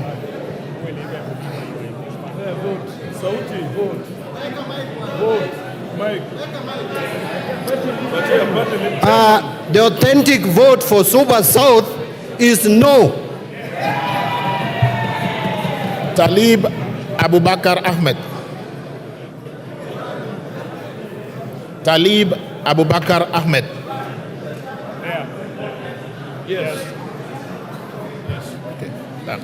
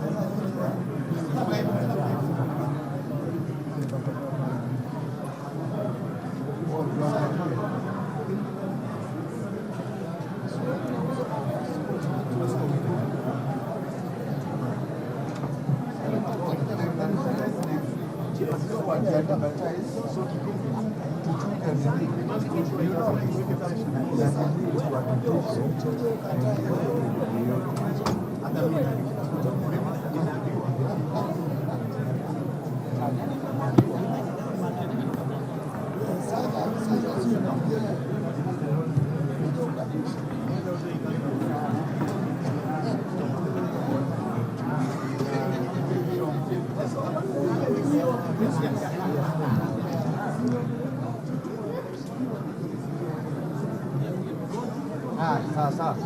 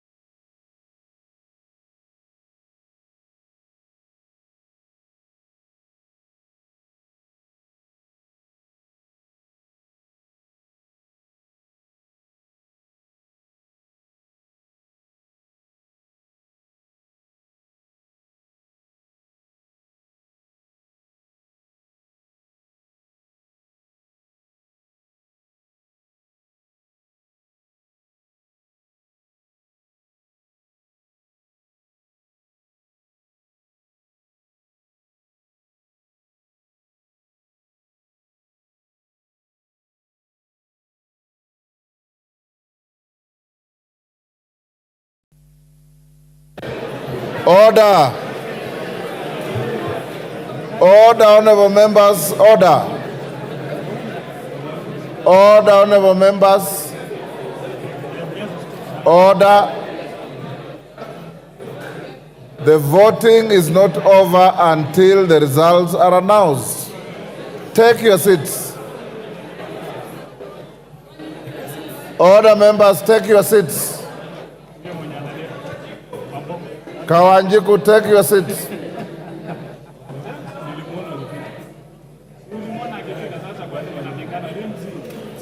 Order. Honorable members, the tellers are not sure whether Honorable Sane voted or not. He's coming to confirm. What is your name? Yes. What is your name?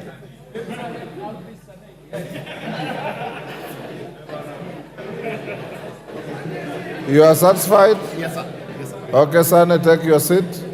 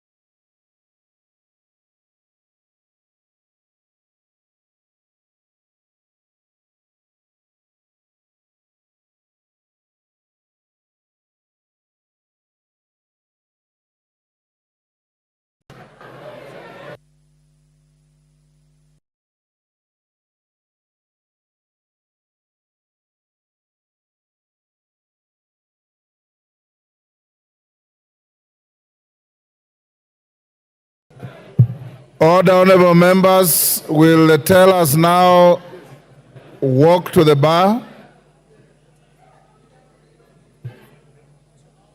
Will the tellers walk to the bar?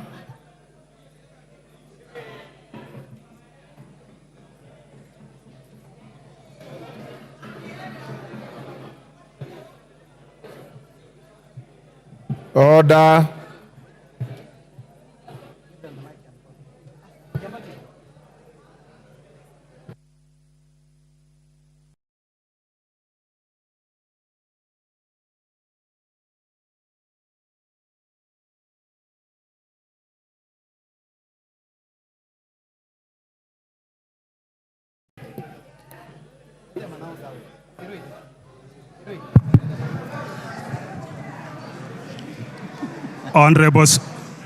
Honorable Speaker, the division on the second reading of the Finance Bill 2024 voting, the ayes 204, nays 115, abstention,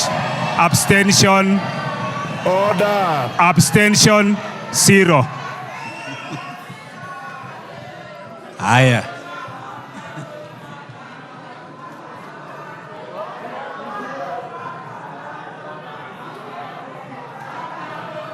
Order.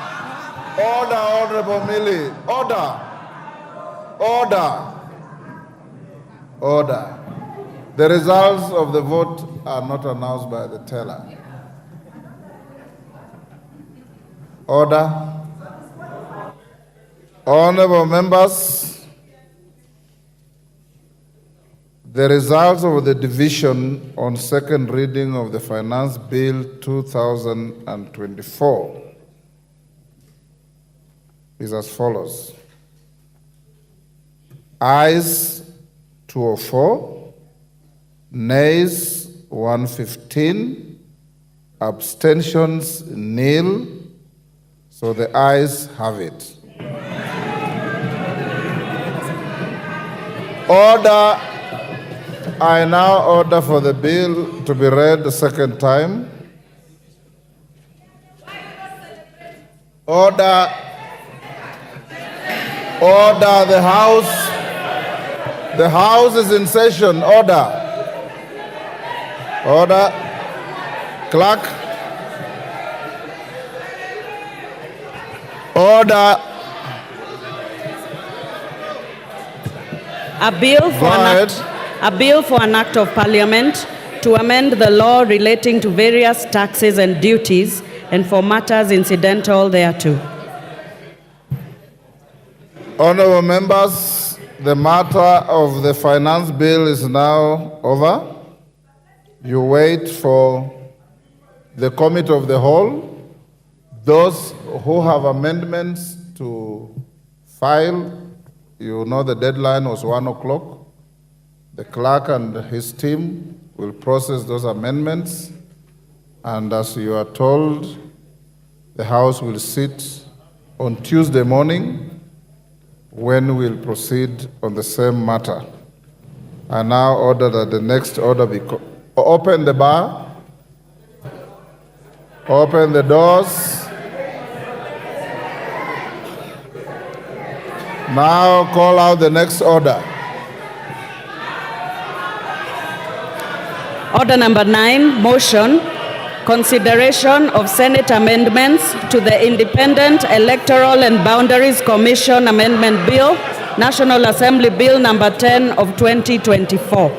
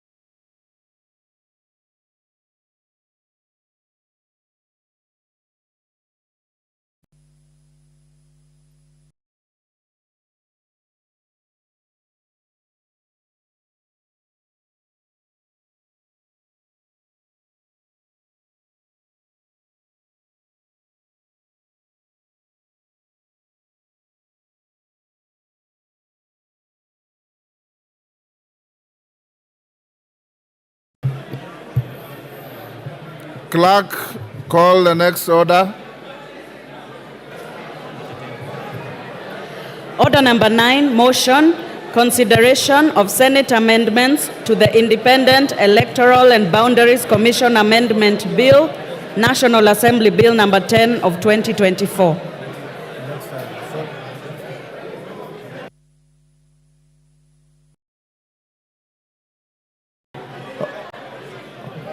Order, honorable members, order.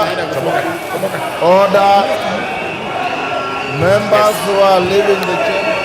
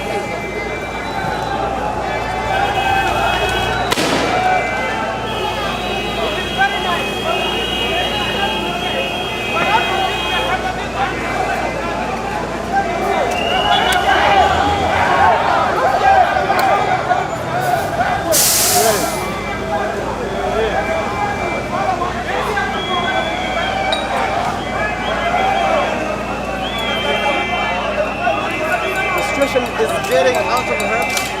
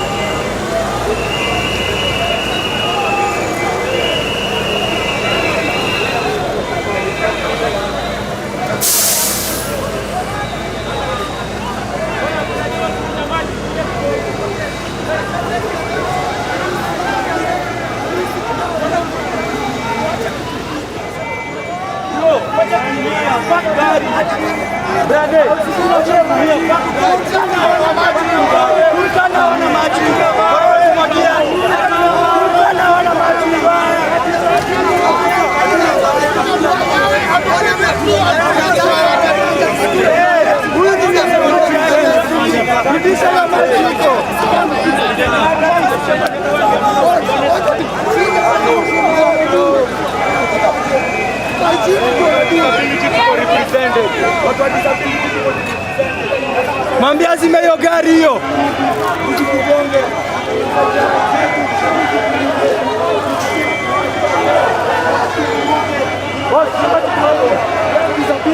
And we will fight for our right. Tusipojifightia, mnataka nani atufightie? Tusipojifightia, mnataka nani atufightie? We have disabilities, but we are here on the streets fighting for our rights, and we will not stop. We will not stop. Mwache kuvuruga. Zakayo, wacha ujinga ushuke. Zakayo shuka, ama tutakushukisha.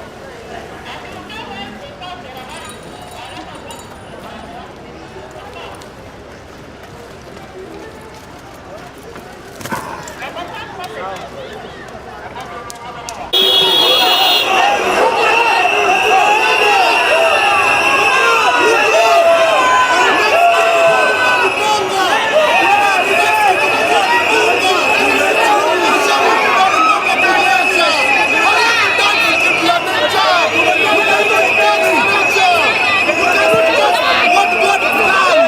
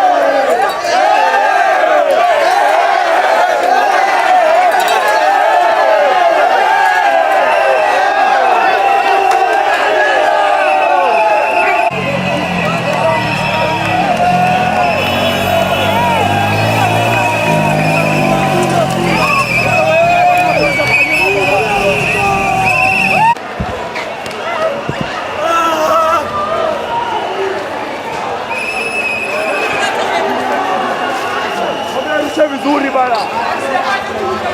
Pisha vizuri.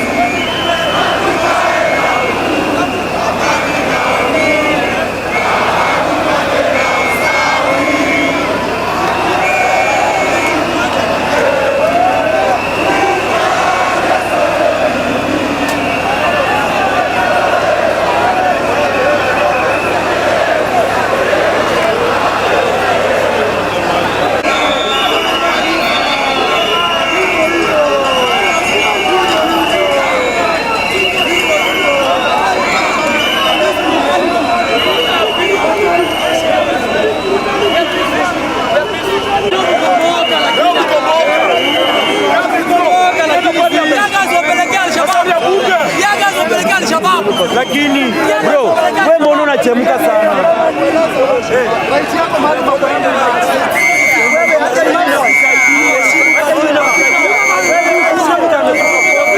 heshimu katiba. Heshimu katiba. Heshimu katiba. Katiba ni muhimu sana kuheshimu. Wacheni kuignore katiba. Ofisa wacheni kuignore katiba. Wacheni kabisa kuignore katiba. Wacheni kuignore katiba.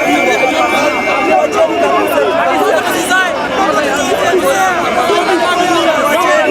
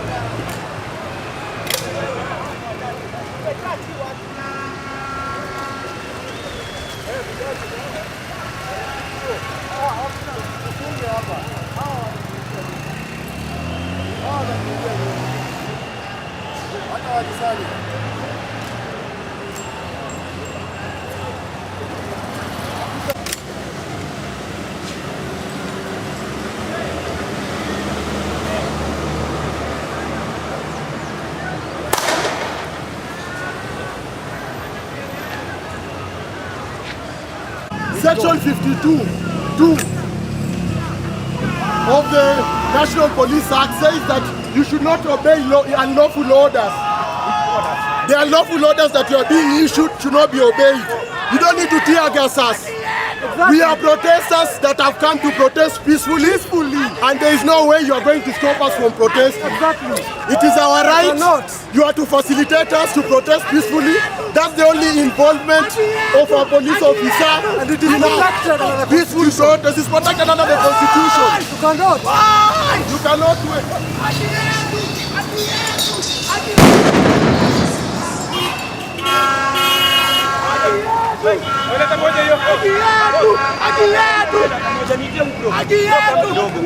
Wewe unatupiga tiaga, tumekukosea nini bro?